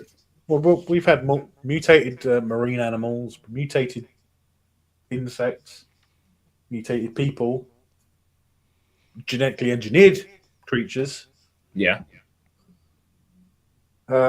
Devices put on the back of people's heads that explode when they're not needed anymore.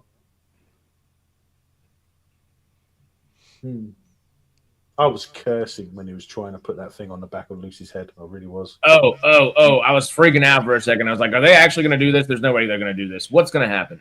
And of course, but it was even more sad. Almost, where like it would have been depressing if Lucy would have been lobotomized, but. The way they did it, Kyle MacLachlan was just so good of an actor. Yeah.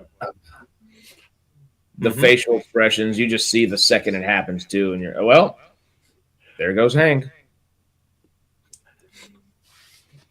I thought he was going to blow his head up when he grabbed the box. Yeah, that's what I thought. I thought red button usually means something. They'd perfected that technology now. So it doesn't blow up anymore. Kind of an interesting thing, because he did say he'd already sent his R&D, his research and development department out there with all the little chips to start putting in people. If he has a chip inside of him, wouldn't he already be following the same orders the second he leaves Lucy? So he's already out there doing this whole thing again. I think that one might have been programmed a little differently because he was intending to put it in Lucy when he took it.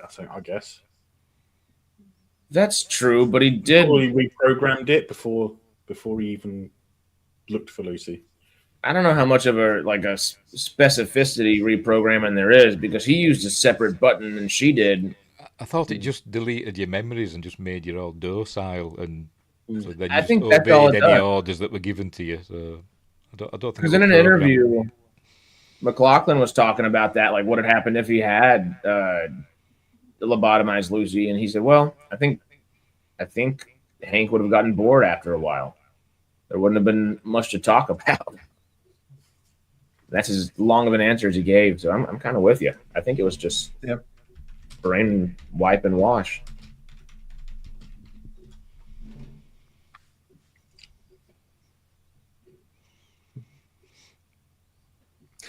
I don't remember him dying in Shrieker Island.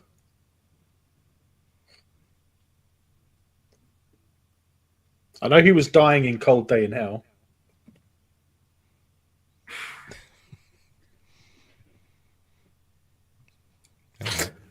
No, he's not. I'm joking.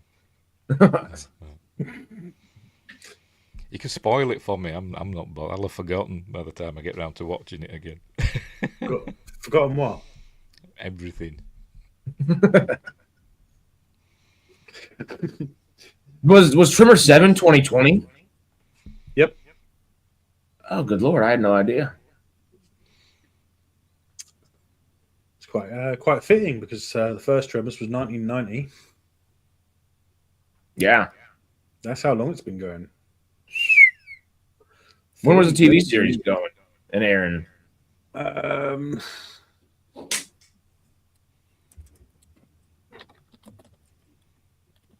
It was going in 2003. Oh, wow. Mm-hmm. Yeah. Kind of expands the thing a bit in the series.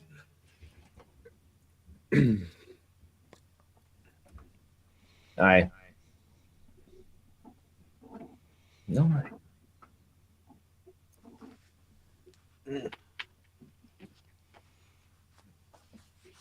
Thank you, Blake, for finally moving.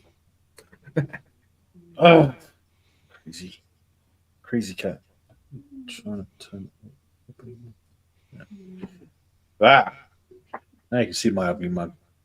I thought they were going to make another Tremors. I know they were talking about rebooting it, but before that, I could have sworn they were talking about another movie. A while ago, but it's all sorts. But yeah, back to Fallout. We always do this. Whenever I'm live, I do this. It just drifts off. It's just crazy. They have some similar aesthetics, at least. So we'll see why you went there. Good to jump down a Trimmer hole. Yeah. Yeah, kind of. It was all to do with worms. At least there were no arse blasters. This is true. Arse blasters. You mean ass blaster? Arse blasters. You don't like an ass blast? That actually just sounds bad. I'm not going to shorten that one ever again, actually.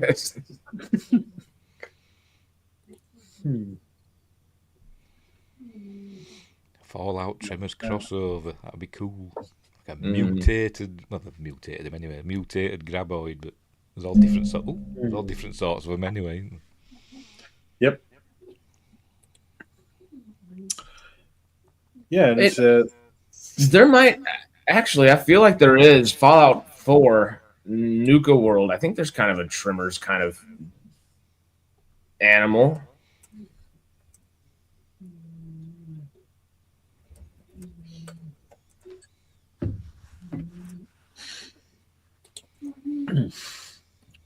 Oh, yeah.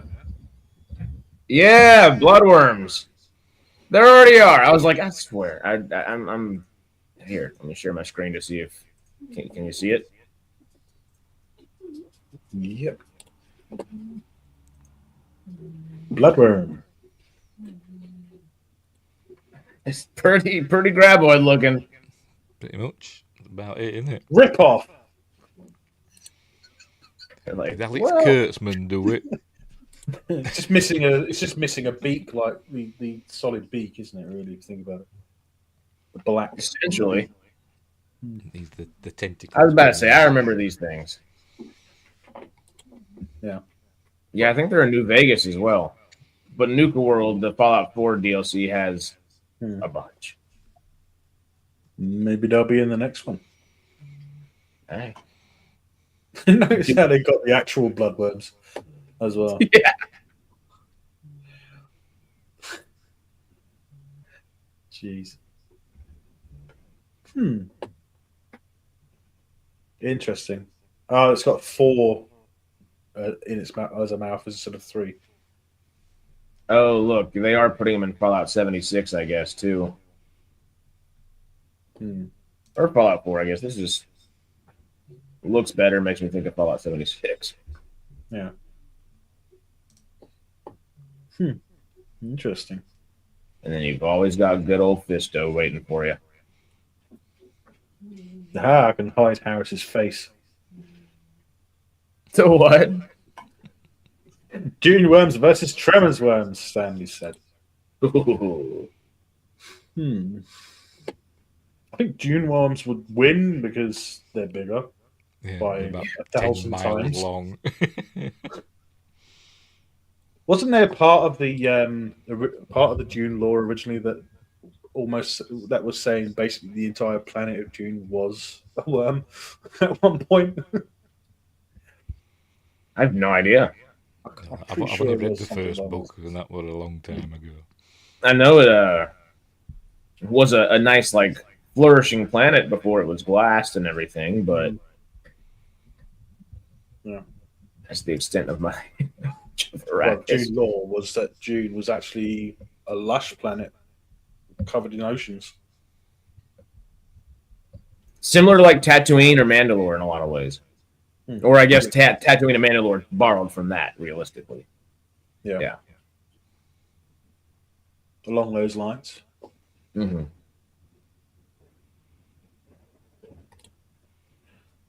We're still on Tremors. Don't get me wrong. I don't mind talking about Tremors. We need to start a podcast that is specifically irradiated worms and just every franchise of worms possible. Irradiated worm? What? Freeze-dried worms? Yes.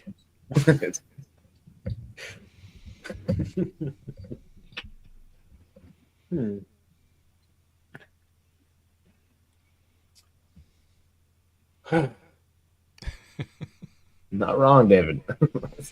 No, you're not wrong. Not wrong, David.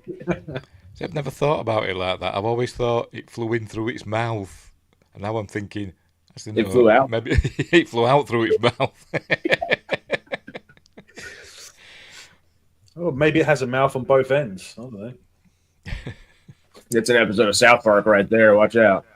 Yeah. Or Robot Chicken. Yeah. I like that one with the Robot Chicken where you got 2 of them pop their heads out. I just missed my dinner. Oh, Jesus Christ. Should we He order gets the now? headset out and starts ordering pizza.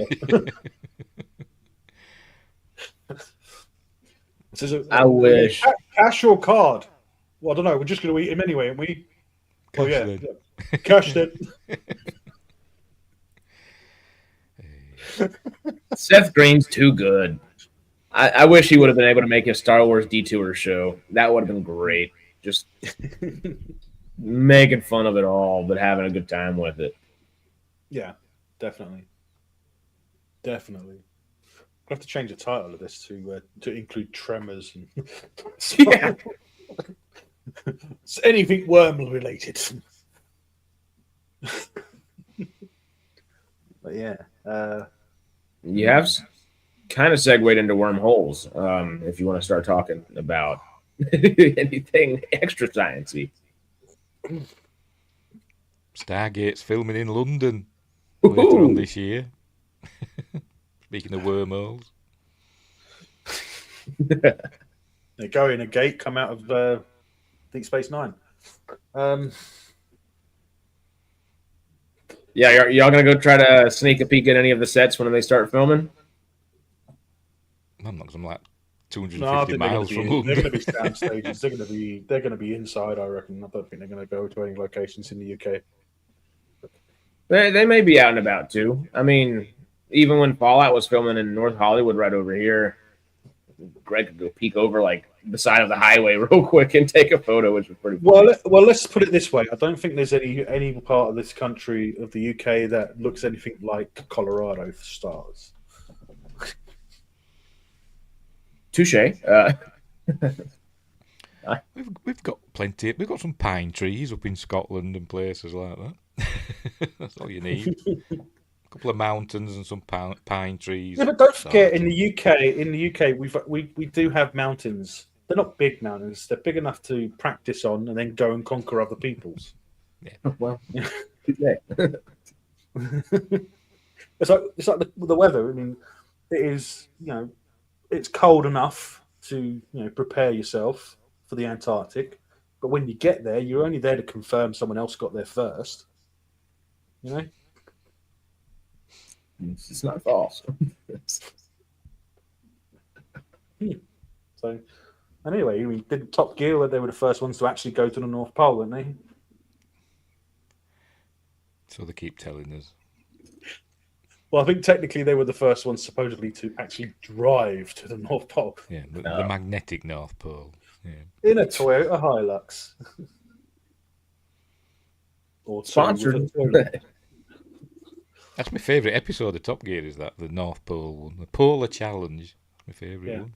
I actually like the second Africa one. Wonder where they actually played Toto.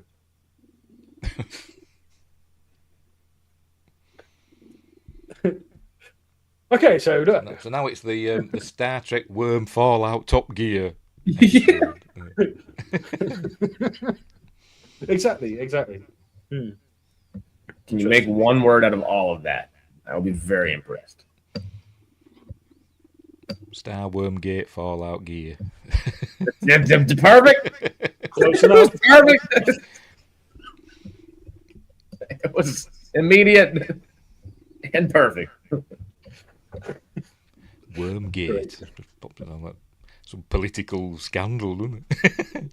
Political scandal. Oh, please don't have a political scandal with Stargate. At least Wormgate got better than Wormhole pretty quickly there. Yeah.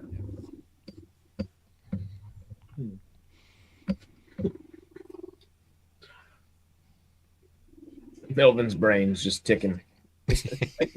Where do I go from that? Like, So how do we get back to Fallout? Jeez. Okay, right. So what do you think is going to happen for season 3? Where do you think they're going to go? Well, it's the Enclave's going to do its thing finally. We have had glimpses of them, haven't we, in the previous 2 seasons, but it looks like they're going to go big into them in season 3, doesn't it? So they'll be flexing their muscles, whatever they are. I don't know. Well, it'll be the big robot thing, won't it? Whatever you call it. Oh, their power armor. You thought the NCR had some cool power armor. Just wait till you see the Enclave. They're crazy. But also, the Enclave's going to be the big thing for season 3. How much? Because they've done it so sporadically and very, precisely throughout the show so far. It's going to feel very different to just kind of jump in with them as your big bads for the show rather than, all right, what part of the Brotherhood is good and bad? What part of the Legion is good and bad? What part of the Strip's good and bad? What part of Norm's buddies that he's taking into the vault? Who's going to end up being good? Who's going to end up betraying who? So on and so forth. It's a lot more cut and clear with the Enclave. without it being cut and clear because they're all, interweaving through all the other plot lines. But if somebody's Enclave, they're not good. Yeah. And I presume we're going to see Coop go to Colorado to find his family. Be that, won't they? So what's in Colorado then? I don't know. Is there another vault, or is it? There's a few hundred vaults around. Yeah. I think it was like 160 vaults specifically made, and there were vaults before that, vaults after that as well. So there are more than that. But we haven't ever seen it. I don't know if we have any information about Colorado vaults at all. So this is all new territory, which is pretty fun. I mean, there must be in a vault because let's say it's 200 Oh, years no. later, isn't it? So There definitely are. We just don't have information about them just yet. So the show gets to kind of create some cool stuff, which will be fun.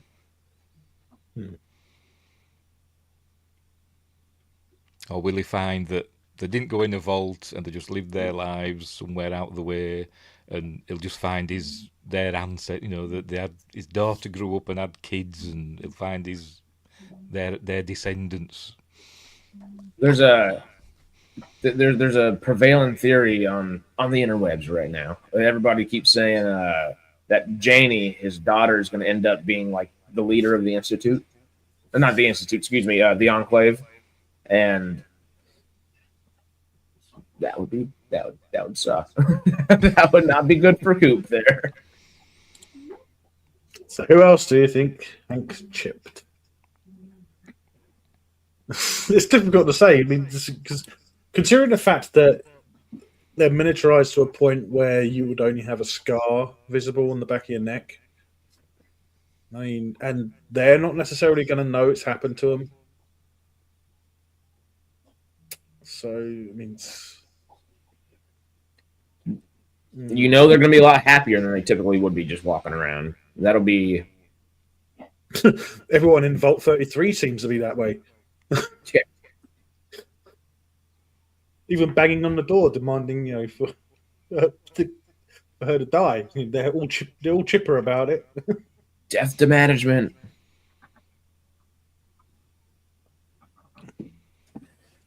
Oh, that would be Hank chipping people, though. Yeah, terrible twist, though, wouldn't it? What? Such obvious, such a blatant twist. Everyone's happy in 33. Everyone's miserable in 30. In another one, So everyone's happy in 33, and it's going to be they're all chipped. It's too obvious. I don't think they can do that because that requires Hank sending more people with Pit Boys to go back into the vault. He doesn't necessarily have a bunch of Pit Boys sitting around. But who he could have chipped out in the wasteland is a different animal, and I don't know if we know who he's chipped yet either, because there's not that large. I mean, there's a decent cast of characters, especially Vaulties and stuff, but outside the vault, we know probably 5, 6, 7 people. Maybe a few more now. That's an interesting thought, David. I think it was just where was Stanley's?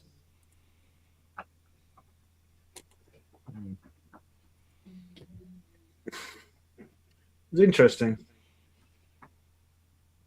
They're adding a lot more suspense and that for us, aren't they? Mm-hmm. Making us think, just like a TV show used to do. Feels so nice again. Come on, more shows. Please do this. And making us think what's going to happen next, as opposed to thinking, well, this is crap. Or this was okay until this happened, and it's crap. I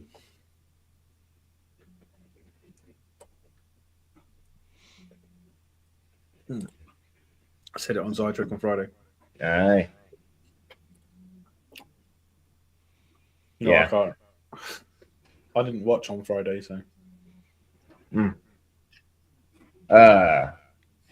Yeah, with what Stanley's is asking, I bet you there will be specific characters that we are familiar with that probably will be chipped throughout next season, but realistically, I think it'll be people you come upon in the next season that you don't know yet. But the thing is, didn't Hank said that he perfected it and changed things with the chips? He just said he Started off perfected massive, it. didn't they? And he shrunk it down, didn't he? So, Yeah. So it should still do the same thing personality wise, because Hank got this tiny little one, and he just went from I'm gonna save the world in the worst way possible to hi, can I wipe your tears real quick? I don't think Coop will start glowing green. He's still got an irradiated rock in his stomach. Hey, he's got more heart. You've seen glowing ones in Fallout before, huh? can he be cured and not be a ghoul anymore? I don't know. 'Cause I don't know the lore of Here. Fallout. Could he become human again? Well, if he was made that way, then I would presume you could. Whenever a ghoul spends too much time around radiation specifically, and usually they end up feral. We've only seen one or two of these that have not become feral. But if you want to share that screen at any point, this is what's most likely going to happen to old Coop. Turns into a glowing one, where they are normal ghouls, but have spent so much time around that radiation, you start getting sick just being around them. This guy is one of the very few ones that was actually able to talk still.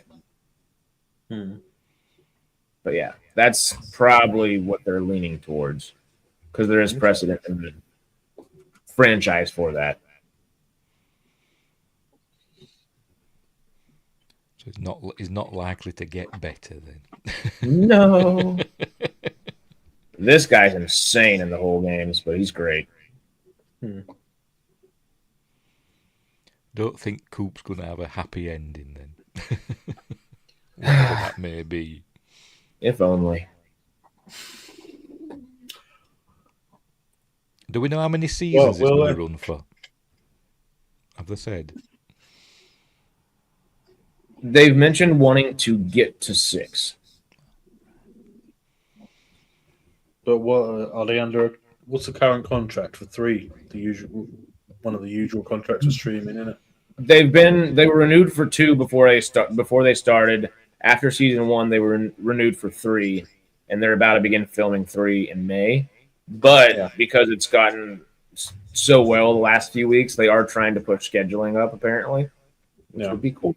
Because then we might get it before the end of this year again, which would be nice. Yeah. Jonathan Nolan has been saying the exact same thing we were saying the other day on stream, just about being pissed off that, hey, I don't want to wait 2 years for 8 or 10 episodes. If you're going to do shorter seasons, they need to be a year by year, and we want to do that. Yeah. So thank you, Jonathan Nolan. Please. Well, just think, at one point, they were making 26 episodes of Star Trek every year. Mm-hmm. Did they ever have 2 Star Trek shows at the same time? Yeah. Okay. That Next Gen and Deep Space Nine. The final season for a while. Is it the final season of Next Generation? And Deep Space Nine and Voyager. Alongside DS9 and then Voyager as well. So, I think they had... Voyager, I think that started after the final season of Next Gen, though, didn't it? Yeah, but it they've had overlapped 2 with Deep Space Nine. Yeah. Come on, bring us back to goodness. Somebody, somewhere.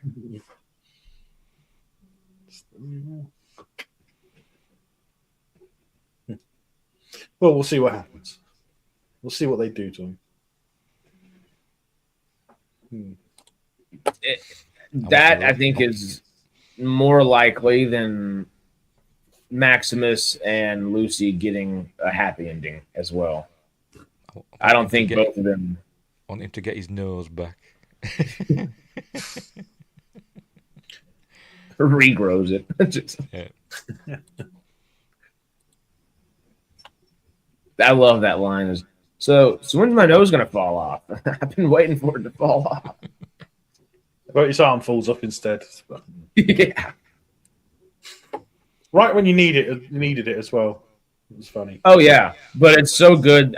Did you see the behind the scenes of Johnny Pemberton walking around with the arm, interviewing people like a microphone with it the entire time? It was awesome. To be honest, I thought they were going to be walking along there, and I thought the power armor was going to run out of power or something. It was going to fall over. That's what I originally thought. I thought, well, this would be really funny if something like that happened, but it was his arm instead. I thought if the power armor just stalled and it just fell forward or something, that would have been hilarious. Those death claws beat it down pretty good. Oh yeah.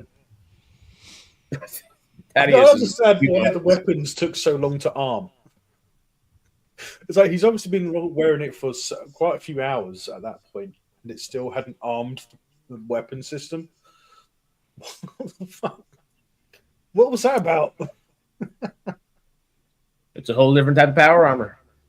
Yeah. Had to get the bells and whistles figured out first, I guess. Oh yeah. I did like. Did you see how Todd Howard, the guy that makes all the different Fallout games, was saying every Fallout game gets a new crazy cool suit of power armor that does something different? This was that. Cool.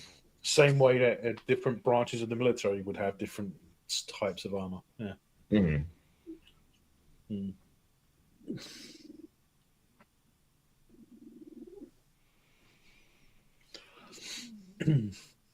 In a realistic kind of way. Aye.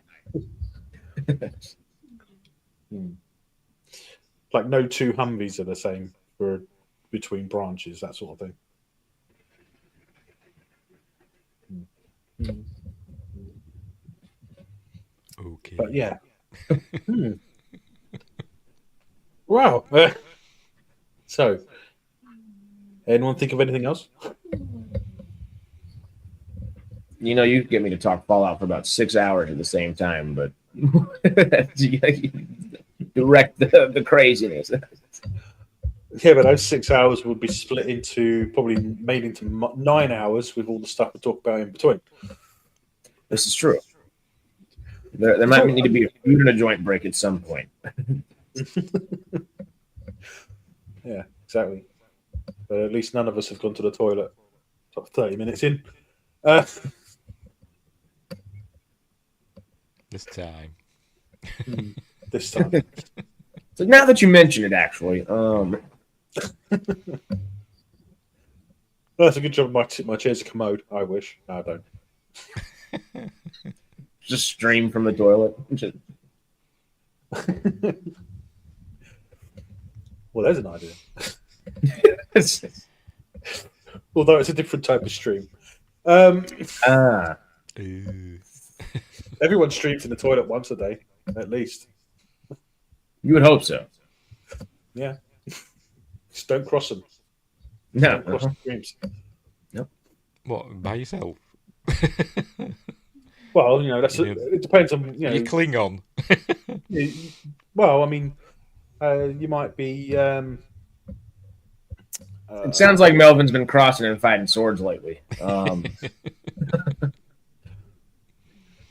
No, I mean in public. If you enter a public toilet, you know, you might accidentally cross streams. You know, oh no, hey, how you doing? Oh shit, sorry. No. Well, maybe. When you go to a public one, you go to the urinal that's furthest away from anybody else, unless it's super busy, obviously. But Yeah. you never go to the one next to somebody else, unless you're some. No, sort you don't of go weirdo. to the one next to someone else. You don't do it on purpose. Let's just say it that way. Yeah. Just turn over and make direct eye contact after. And just because that thing in the urinal is called a cake doesn't mean you can eat it. Don't eat it. You can't put frosting on that one. Don't eat it. If there is frosting on it, I'll be concerned. He's very, very concerned. I said it and I was like, bad analogy. Gosh, shit. I always called them pineapple chunks. But, anyway. Where have you been going? Swinging around, it sounds like. Where the pineapple's upside down. Justin would like to see a Deathclaw clan that is human like in Fallout. In Fallout 2, there's not necessarily like a human Deathclaw, but there's one that totally just speaks. It's essentially human, just looks like a Deathclaw, sentient Deathclaw. But if we're going to Enclave, the Enclave has been doing way more experimental, crazy things than anywhere else within Fallout, even Vault-Tec. Yeah. So if we've been getting wild and wacky and a little zany in the last couple seasons, let's just see where we go. And if the super mutants are preparing to fight back against the Enclave or something, because I don't know who the super mutants have declared war against, but there's a war coming and we need Coop on our side, they said. So, yeah.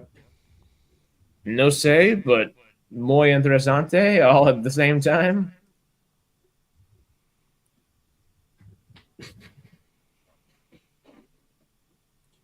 It isn't.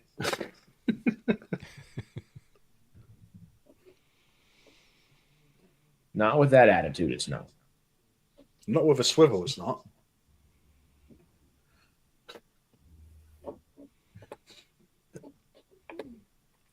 Yeah, you couldn't do it. At the end of season 1, we also had the Legion, didn't we? And the New California Republic. Are they going to clash in season 3? Looks like it, doesn't it? Well, they're marching into Vegas at the end. Yeah.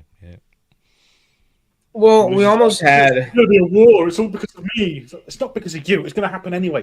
Stupid woman. You just sped it up a little bit.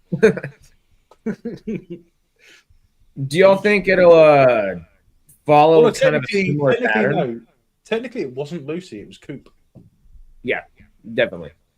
Blame Coop. It was his fault. He did it. It was his fault the whole time. Well, here's the reason he dropped the nukes, right? He pressed the button that dropped the nukes. He helped everybody do it in some way, sadly or another, but shoot.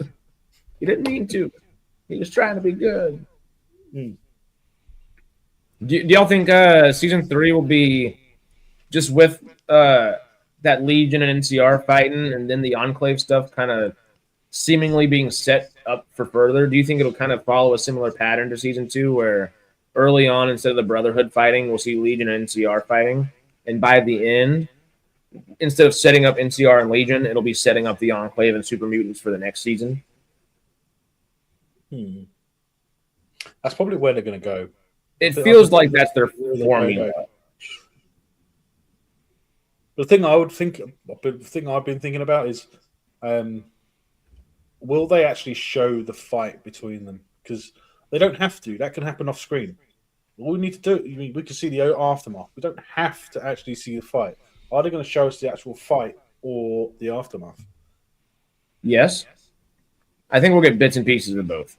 I don't think they're going to fully invest and divest into that, if that makes sense. They'll pick and choose pieces and branches of that to show. Because it'll be the NCR Rangers and everybody else shooting over the Freeside gate. If I had to guess, it's going to be NCR holding out Freeside against that was great against the Legion, and after a couple episodes, maybe they get pushed back into Vegas on the Strip proper, where all the Deathclaws were, where all the hotels and all that kind of stuff are, and then the Legion will have Freeside and maybe lead up to another battle kind of deal. Mm-hmm.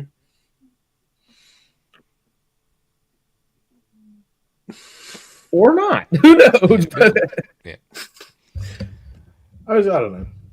I mean, Either way, they've still got a lot of storylines to keep balanced, haven't they? And also the back in time stuff, where Cooper's still human, and before the apocalypse. So there's all that still to get in there as well, isn't there? So, that's sort of what I was thinking. I was thinking that maybe they're coming sort of as the fight is about to finish. So he's got the dealing with everything that's happened, all the aftermath, clearing up the streets and stuff. That would make sense to truly start the season. Yeah, like David just said. That makes sense, is that strong, cool opener, fighting sequence, all that stuff that you kind of expect to begin a season with. Rangers on rooftops just picking off legionaries would be wonderful.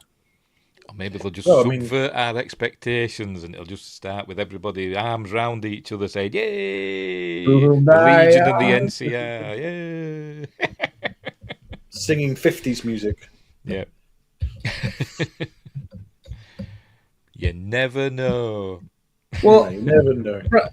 from not being super into the games and just enjoying the show more, how are you feeling on the Legion? I'm not really sure, to be honest.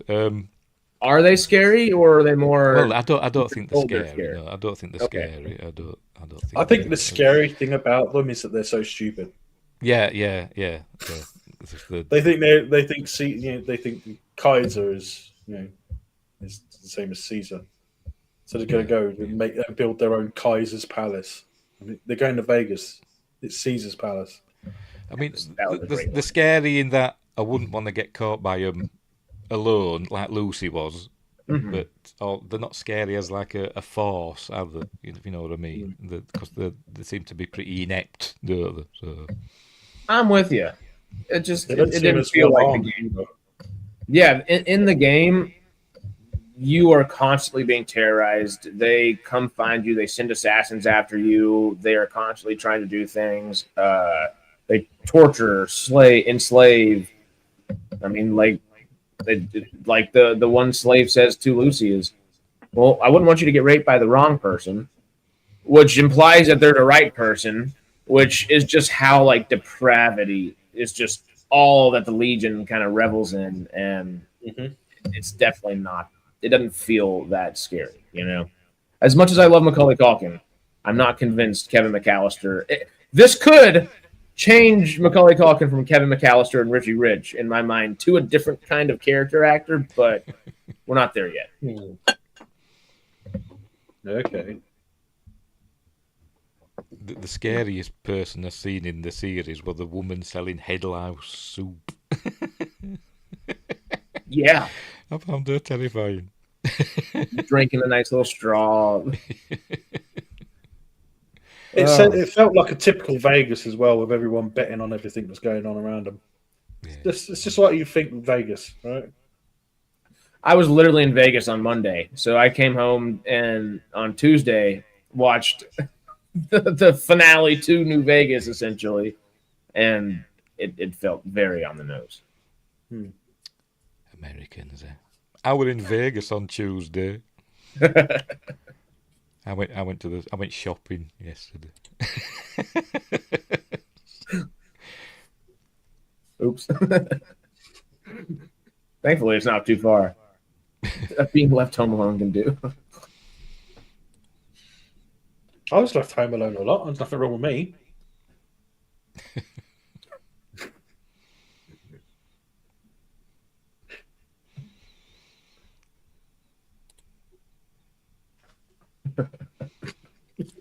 It's Angry Berry Justin.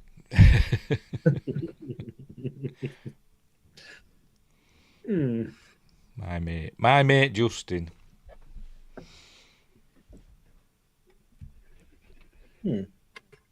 Well, Got his own song on my channel as Justin. Yeah. you know what? In the update that they did, I cannot find my Steve video.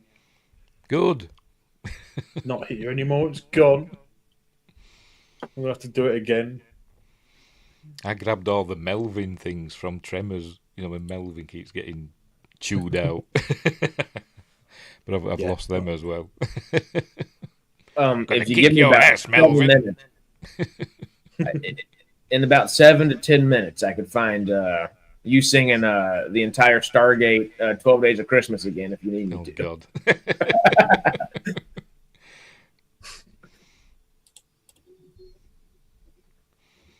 Where does House fit going forward? Ooh, I think I still have it. Justin, that's a great question. I have no idea, and I don't think anybody really knows. House was dead in everybody else's minds, for the last 15 years. In the game, there's not much of a House left. And in this, he transferred like his consciousness or whatever to that Pip boy, didn't he? And she left it, or he left it, the coop. He left it behind, didn't he? And but then he flashed up on the screen at the end, didn't he? So did House. So, Yeah, so I wonder. He's still going to be around, isn't he? I think. He's got to be, but how does he come into play? It's so interesting because his main goal was to shoot as many of the bombs down that came around Vegas as possible, and he wanted to start. I guess he's kind of privy to Vault-Tec and the Enclave doing stuff, but he wanted to start a moon base and bring the survivors of the apocalypse and whoever else he can kind of make flourish into an interplanetary species to make sure something like that could never happen again. Sounds familiar. Lofty goal, it does sound a little familiar. Don't know what you're talking about. Familiar how? It has a particular musk to it. I don't know. The thing is that, yeah. I mean, it is kind of funny. It makes sense logically for billionaires to kind of think that way. I don't know about the whole nuclear apocalyptic aspect of it, but interplanetary species, and it just shows you that House does have humanity's best interest at hand to a degree. But like everybody said, he founded Robco and likes to turn people into robots at the same time and put their brain in jars. So, well, some of them aren't even in jars. They just got a hat on their head and a tube in their mouth. Oh, Dinah. That was probably the best thing that could happen to a certain congresswoman, isn't it? all of them. Huh? Sorry, what? What? Sorry, huh? I didn't say anything. I promise. SWAT team just jumps in the door. Well, yours. Yeah. And we're just sitting there. It would suck because they would jump through the Rick and Morty double middle finger portal to get to me. So it would be embarrassing at the same time. It would suck and be embarrassing. And they don't pay for repairs. Yeah. Oh, So it's a very thin wooden door. It's like, breach it. Let's use explosives. Fuck it. it's unlocked. Well, C4. We'll still use explosives. You've got to use it somewhere. You know, We've brought them. We might as well use them. Yeah. They're going to be in storage for another couple of years if we don't do anything right now. Oh, David. Oh, God. too soon. Justin, that's a cool idea, though. House maybe getting a new faction together because he is like Batman. He just has contingency after contingency. In New Vegas, Vegas is running again because the NCR and the Legion are trying to take it over and Hoover Dam.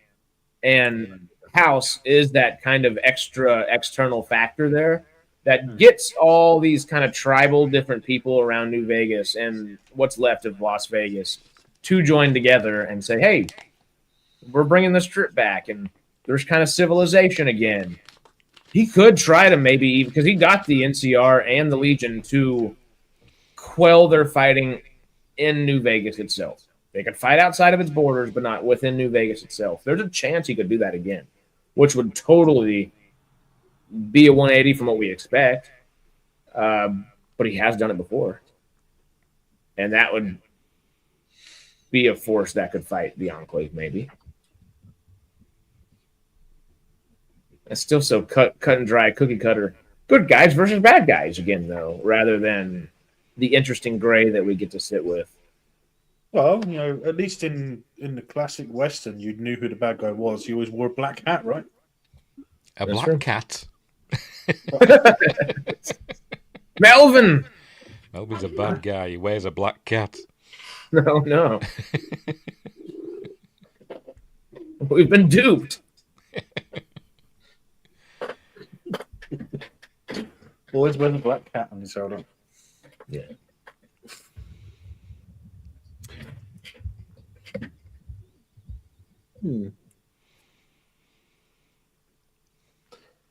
And Stanley's, he might have more Securitrons in storage too. We have no idea. He has multiple bunkers of them within the game. We don't know how many of those got out, actually. No. Well, it's how they adapt it, isn't it? See, we have to wait and see. Hopefully, it continues being as good as it is. Fingers crossed. Yeah. We've I've seen it enjoyed happen it. with I've shows enjoyed it. before. We've seen some stuff happen with shows before, like Game of Thrones. Does very, very well, and then they screw up the last 2 seasons because they want to do something else. Hopefully that doesn't happen again with Fallout. I want to see more. I want to see more Lucy. Yeah, we were talking about that a little bit on Friday as well, just in the sense of the show's so great so far, but especially just with the line that, oh, the surface was the experiment, not the vaults. That alone fundamentally changes quintessential core like facets of Fallout.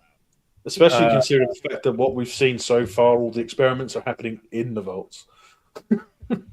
I mean, we've had literally 30 years of games showing us that too, and now that whole third of a century worth of canon is just kind of turned on its head with one sentence.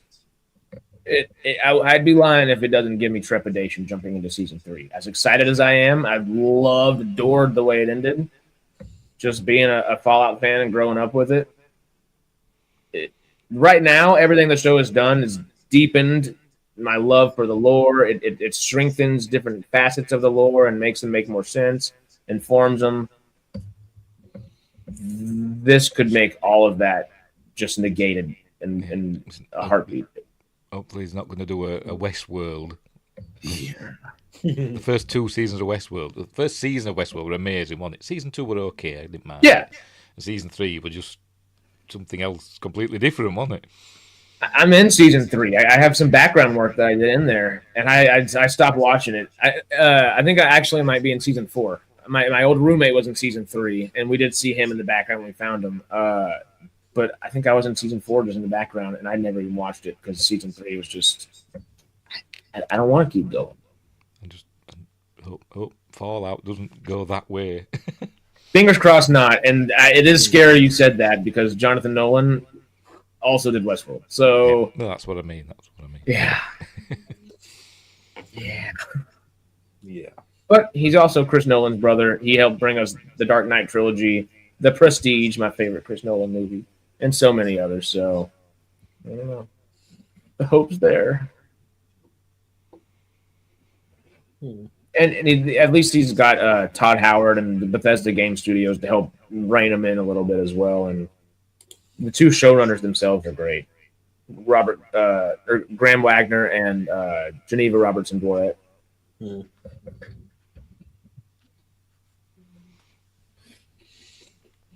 Aspects, but not the Enclave treating the surface as the experiment.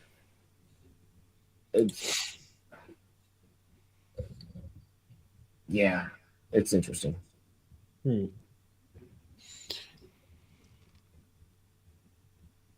Well, as long as we get more good, and we don't start getting any bad. 'Cause I'm sick of bad. I really am. I like to have good shows. Entertainment is important. Have y'all been watching A Night of the Seven Kingdoms at all? No. Nope, because I don't have a TV license. I've heard it's really good, but I've not got around to watching it. It's excellent right now so far. 4 episodes, each 30 minutes. The first 2 are hilarious. This 3rd and 4th have some humor still in them, but they got Game of Thrones on us too, which is good. And I would have to find an alternative way of viewing it. Yeah, legally. Legally, there's no other way. There's no For other your- way to watch something that's not legally. Well, I wouldn't, and I would not condone any such ways of watching something No, me in an neither. illegal fashion. I wouldn't want anyone to do anything like that. No.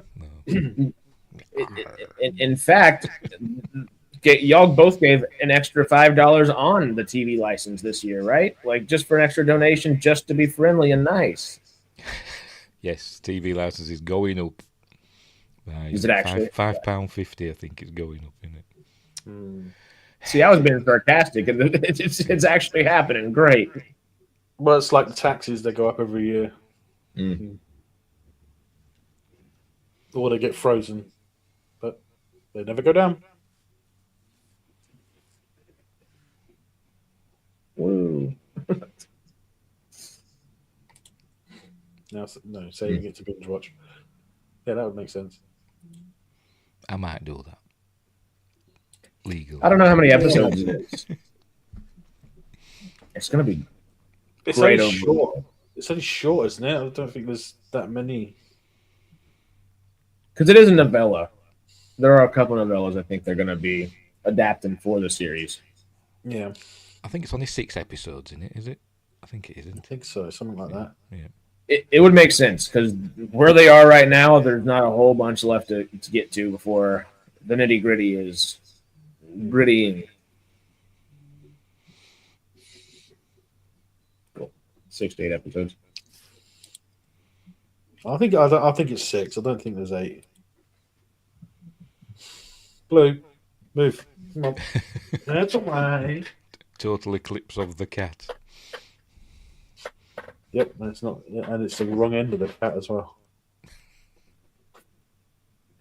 Yeah, 6 episodes for the first season. Yeah. Yeah. Typical. Usual for streaming. 6 to 8. 10 if you This makes sense though. That if novellas are adapted into that amount of time, maybe books should be adapted into like 2 seasons or 3 sometimes, you know? I don't know. Or just bring us back to 22 episode seasons, and then you might be able to adapt a book in a season. Mm-hmm. Yeah, I don't understand why they've gone for this. I mean, British TV shows have been doing like 6 to 8 episodes forever, aren't they, Melvin? You know, they're always shorter seasons. Yeah, but they always market them as mini series or something like that. Yeah, but they're always like shorts. You know, we've never really had like the 20 odd episodes per series format in the UK. That when Red Dwarf and that were out, that was like 6 episodes in a season. Oh, that was 6 episodes, and they were 30 minutes long. Yeah, there was 6 to 8 episodes. That's how it's always been. I think the only one that didn't really go that way was Doctor Who. Wanted that had quite a few episodes in a season, didn't it? But I was going to ask how many episodes Doctor Who has in there. back in the day. But each story had several episodes. You know, some stories have had like 4 episodes. Some might have had more than that. Yeah, some of the older Doctor Who's they were like broken down into like short. Some of them were like 10 minutes long. Some of them, if at the longest, they were like break them down into segments. Well, way back in the day, that one,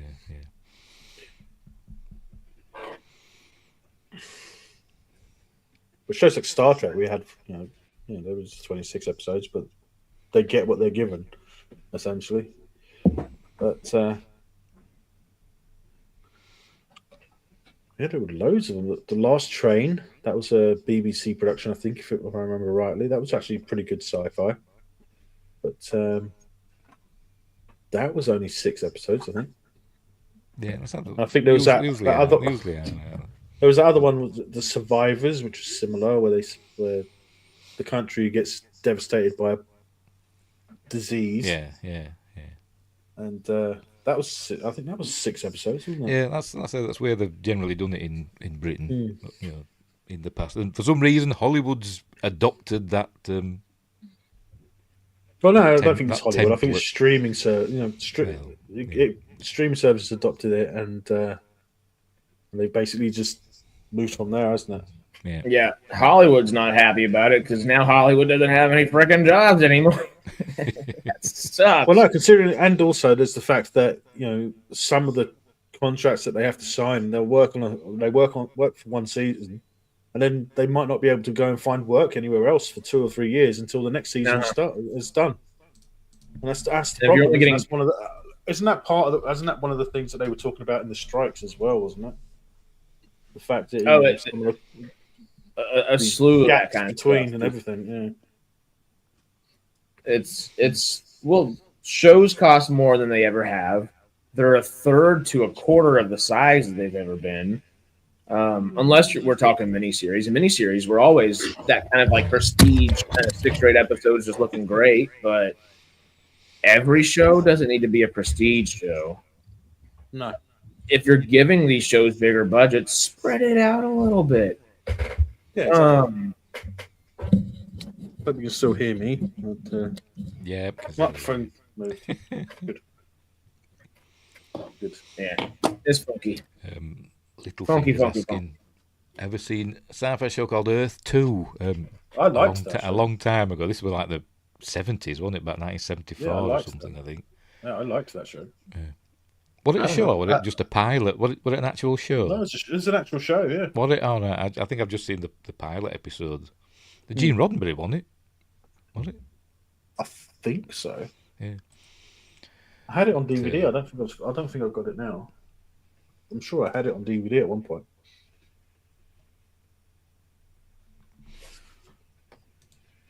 Yeah, I agree. 18 episodes would be good. Was Be it nice John to have long- Saxon? Was it John 21 Saxon? episodes in 94. Sounds about right. Am I thinking of a different different show? I probably am, knowing me. Well, no, because I don't think they showed the whole series in England. I don't think they aired the entire season show. I think they had the first couple of episodes, maybe. It's kind of like that other one. What was it?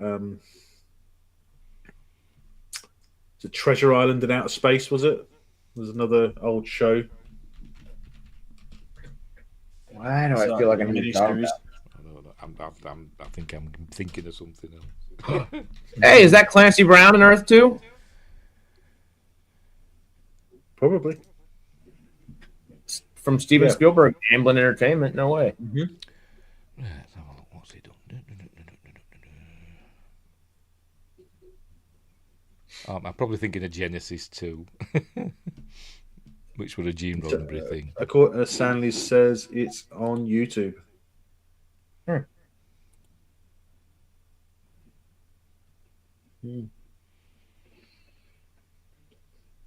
Yeah, IMDb doesn't list it as just available to stream anywhere. No, it seems. I reckon. I think it is available on YouTube. I think I've seen it on YouTube, but I did have it on DVD at one point. I don't know if I still have. I'll have to have a look. After all, I was able to find. It's a bit beaten. The cover's a bit beaten, but. Why? Ooh. Alien Predator Ultimate Collection. Well, Total Destruction, the Ultimate DVD Collection, all the way up to Alien vs Predator 2 Requiem. Got all the special editions and director's cuts. They're going to have a second box here sooner than later at the pace they're going. Yeah, but they won't do director's cuts or special editions. No, I wish. That's the problem that I have with it, because the special editions and the director's cuts of the Alien films specifically are so much better than the original theatrical. Alien 3, extra specifically. it's an actual movie if you get the director's cut. I can't remember if Alien 3 even has one. Oh, it does. Oh, there's various Alien 3 versions. There's a work print and director's Yeah, but cuts that's- and... Oh yeah, no, I was thinking of Resurrection. I wasn't thinking of 3. I know 3 has got one because it is in that collection, but I was thinking of Resurrection. I don't think Resurrection's got a special edition. Watch it. Has it? Yeah, there's another version of Resurrection, but I can't remember what's different. It's got a different opening credits, and I can't remember if anything in the film though is different. I can't remember, but I know it definitely has different opening credits, and it has the scene with you think you're seeing an alien, and it pulls back, and it's like some insect that gets squished on the windshield of the spaceship or something like that. That's in like the special edition. I'm a little worried for Alien Predator right now. Dan Trachtenberg just got a first look deal with Paramount, so everything he touches has to be offered to Paramount first. So I don't know if he can legally continue to do Predator movies with Disney without Paramount getting a slice of the pie, which Disney's not going to want.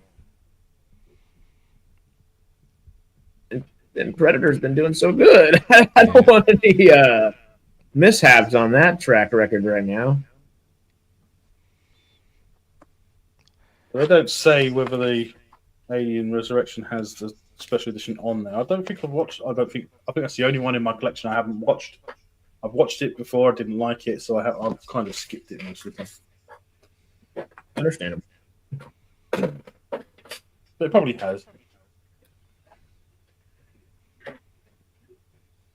Physical media is awesome. I mean, I wish they would do physical. I wish they wouldn't avoid physical media for a lot of them.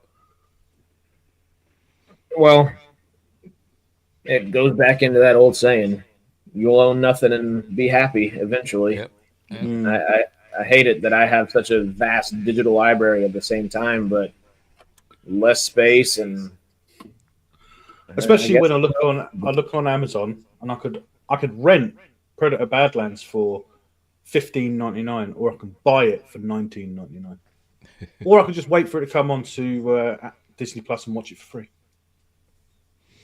or wait another 5 months after that if you're really wanting to, and wait for the discount to come up and buy 4 Alien movies and 4 Predator movies for $18 or something. Yeah.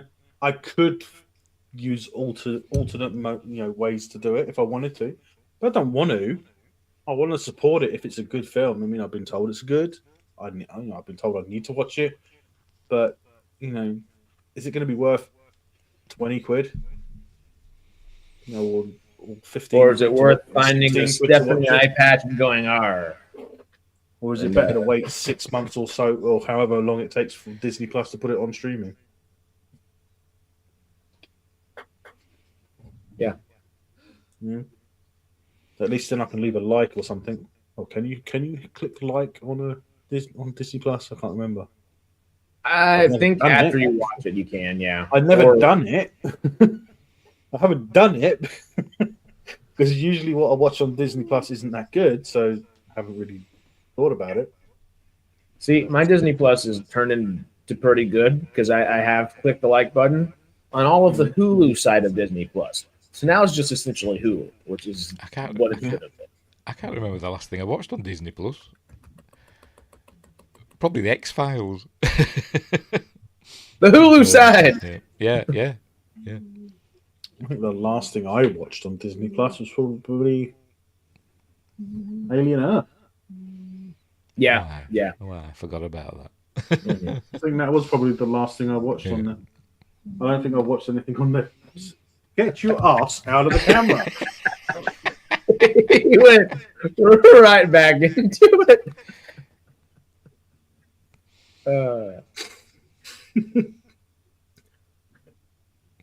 Yeah, I'm going to wait for the stream for it. I mean, I hate that I missed it in theaters, but it was on the wrong time and it wasn't on long enough.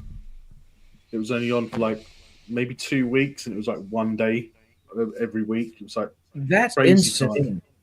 Because it was such a good movie. It was. But that's in the theaters near me. I mean, I'd have to drive over an hour to get to a theater where it would have been. I'm just shocked they wouldn't put more show times in it. If it gets the type of recognition it was getting at the time, I'm just shocked theaters it could have done better if theaters wanted it to do better, but that also requires the studio wanting it to do better as well to put it in more. Yeah, but the thing is, my theater, they're supporting other movies. It's like old movies. They're putting older stuff on.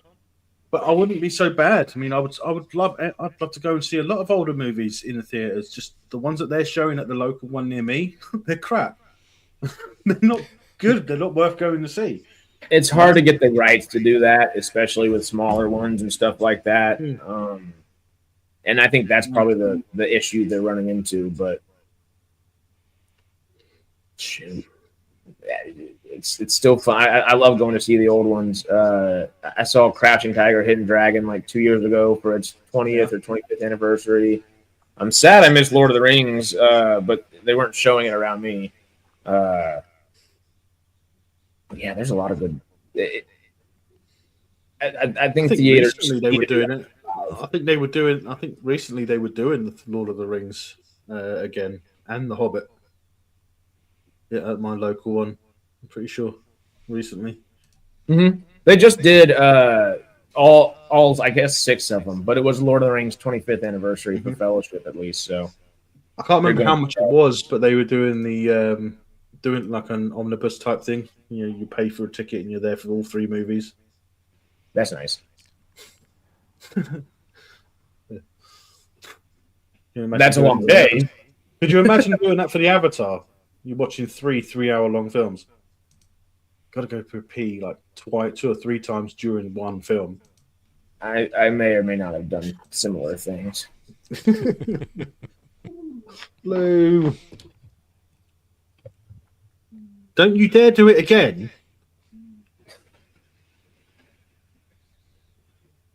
You little sod. I'm waiting for here he comes. Cat boom. So literally right. He knows exactly what he's doing. I'm going to go off camera for a second. I can still hear you, though. It's like there's too much danger of cat. I have to deal... At least, yeah, do something. Theaters have been bringing all the old movies out. Just saw Blade Runner.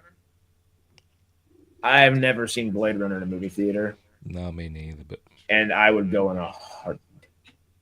To be honest, I think I would if I could. I don't get to go to the cinema very often these days, but Blade Runner, I'm not a massive fan of, but it's one of those films I'd like to see on a big screen, and I didn't get to see it on the big screen first time round. So yeah. It just, I saw 2049 on the big screen, but it's just not the same. Oh, the same. Everyone's the same. Oh no, Avatar. They are. They're all the same story, aren't they? But I still like them. I still like the Avatar films. I love them. But they're all exactly the same. Whatever. Yeah, of course. I said that a while back, but people didn't believe me. Yeah. I said I watched the second Avatar, and I was like, this is practically the same fucking film. Well, I mean, it's the hero's journey, recycled and rinsed, washed, and repeated over and over and over again. People call it Fern Gully in space and all these other things, but it's also the story that's in Black Panther. It's also the story that's in Dancing with Wolves. It's also Last of the Mohicans. It's also, I mean, start naming stuff. It's the hero's journey, just going in a different version. Last Samurai, all them. Yeah. And they're all. Yeah. I got one for you. The hero's journey going in the same direction, huh? Acolyte. Well, this has been a great stream.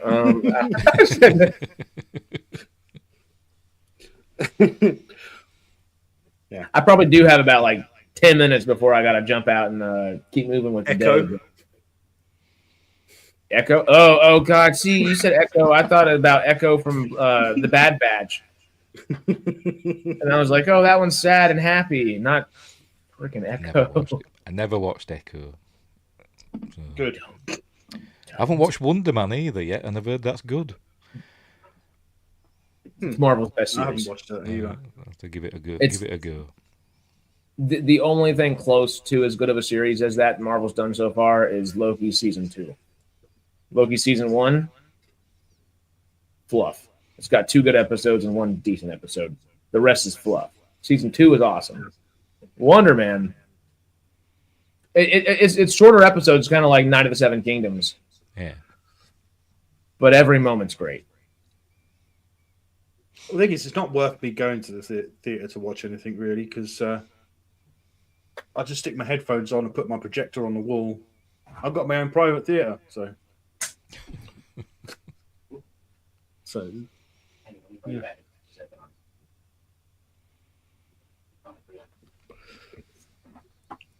I mean, I heard the phone ringing. My bad.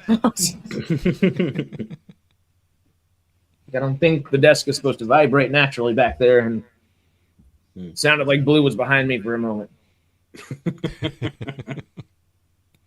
Teleporting cats. There's a TV show in that somewhere. I don't know where. There probably is a TV show that's something like that. Honestly, Rick and Morty, Squanch gets Rick's gun or something and can portal anywhere he's got. Spin-off. Loki season 2 is a banger. Yeah, it was. Can't really say it was a banger. Well, it was maybe not one of the better shows. Maybe. I really enjoy the MCU best, especially now. After Guardians, it's just turned into cookie cutter, copy cutter, everything, and so is most ensemble cast in Hollywood film, just in general at this point. And you got to have a bunch of crazy jokes in there. You like, okay, there are movies like that, but also how about do a serious movie too, or one that's only comedy, or it doesn't need to just interlace itself so much and do so in absolutely everything. Yeah. Loki season 2 and Wonder Man, I think, are some of the best MCU because they sit back and take a moment to contemplate what's actually happening rather than big shiny colors.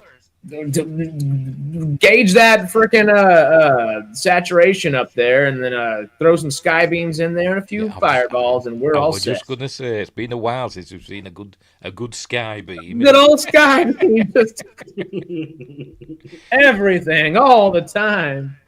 But it is nice when they decide to kind of get contemplative, and they're like, "Oh, there's more to this world than just." Boom, boom, pow, comic punch page kind of thing. Yeah. Better than anything since Endgame. Totally, Jonathan.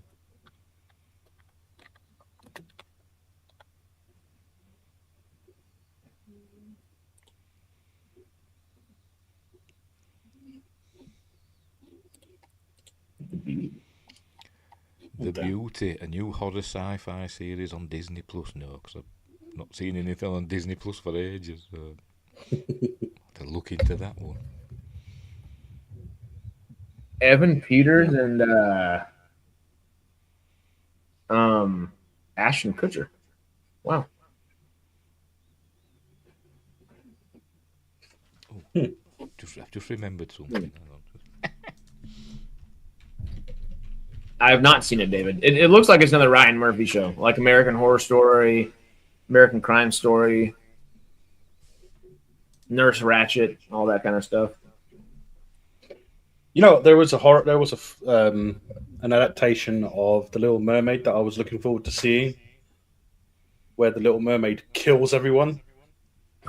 It's like a horror version of The Little Mermaid, which I thought was really cool. And the mermaid was actually called Ariel. I still need to see Winnie the Pooh, Blood and Honey from a couple of years ago. That. Yeah. No, I haven't seen that either. I watched Screamboat, with Steamboat Willie. That was fun. I enjoyed that. That was fun. I forgot they did that. That was the first one. And Disney tried to get that stopped.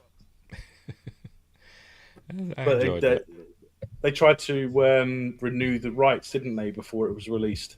Mm-hmm.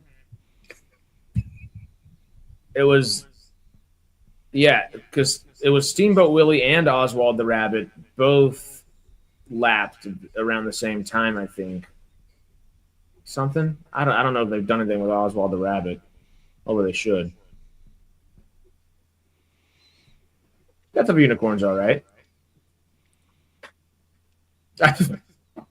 I saw. I think I told y'all it last year whenever it happened.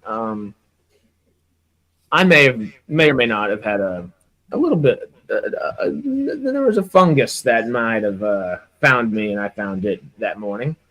And later that day, my roommate came back and we are like, we're going to do a double feature. And we went to go see Working Man, the Jason Statham movie. Mm-hmm. I had to lean over at a certain point. I was like, is it just the mushrooms or is this a really, really bad movie? He was like, no, this is a terrible movie.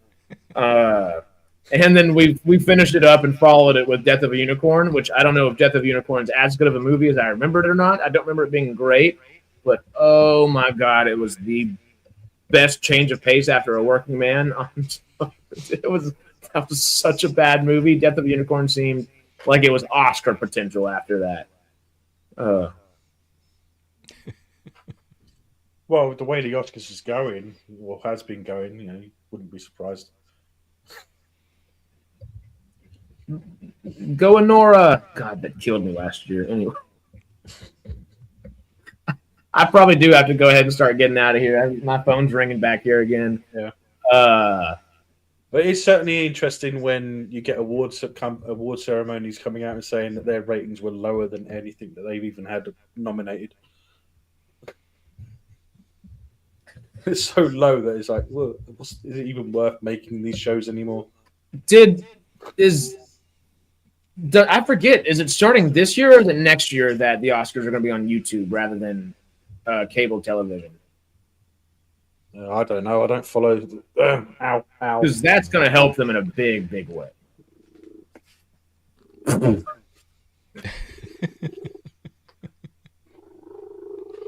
Lou said, I've been outside all day, Dad. I don't know if they get more viewers on YouTube because Starfleet Academy didn't get more viewers on YouTube, did it? Well, their mistake was that everyone on YouTube was dissing the Starfleet Academy, so no one that watches YouTube would actually watch it on YouTube. Well, I don't think they're going to be simultaneously airing it, like Star Trek did. I think it will only be YouTube, which it's definitely going to bring in some trolling, and there's going to be some people messing around and stuff like that. But comments will be off. They shouldn't be, even if they expect a bunch of bad ones, just because that will boost that algorithm like nobody's business. All those bad comments, they'll be spread out further than they ever have been. And if it's at least a good year movie, they have potential of gaining at least some love and traction back. Can you imagine the like to dislike ratio on that?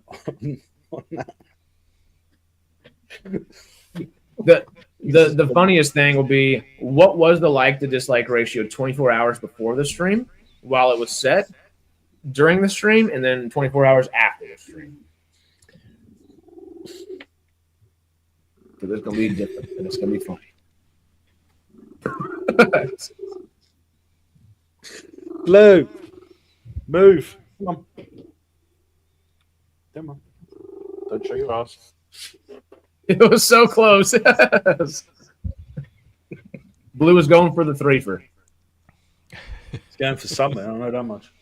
Oh, no. All right. I think I probably got to go get the day moving around here. It's 1:30, and it's Saturday. Got some things going. We've been live for nearly 3 hours now, so it's about time to call it anyway.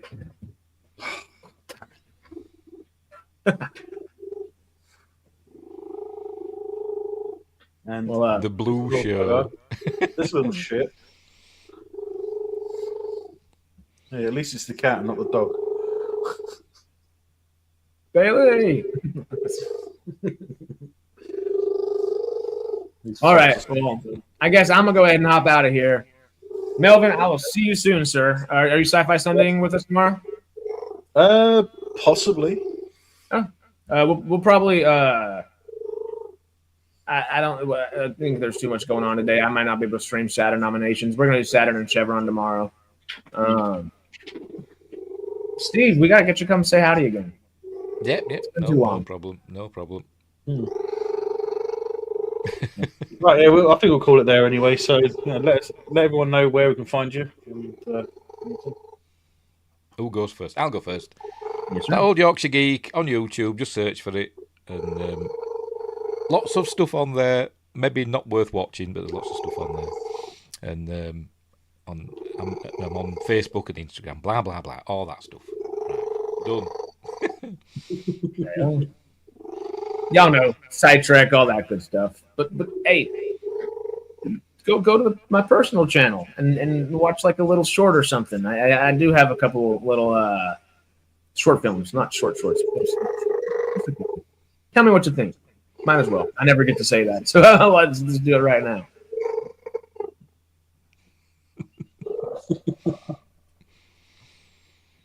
I think Melvin needs to do a 24-hour live stream of just cat purring. At ASMR. Yeah, probably. All right, guys. So yeah, thanks for watching. Hit the like, hit the subscribe button if you haven't already. Feel free to check out the links pinned to the chat above. Check out the merch in the store. I showed you it earlier, and yeah, there is a tipping page as well. It's entirely your choice. But thanks for watching. And, He's got great mugs. Buy his mugs. Well, this month. Oh, that's a great mug. That's great. Doesn't even do it service, sir. All right. Thanks for watching, guys. Take care as always. Stay safe, and may the Schwartz be with you always. Bye. Bye, Blue.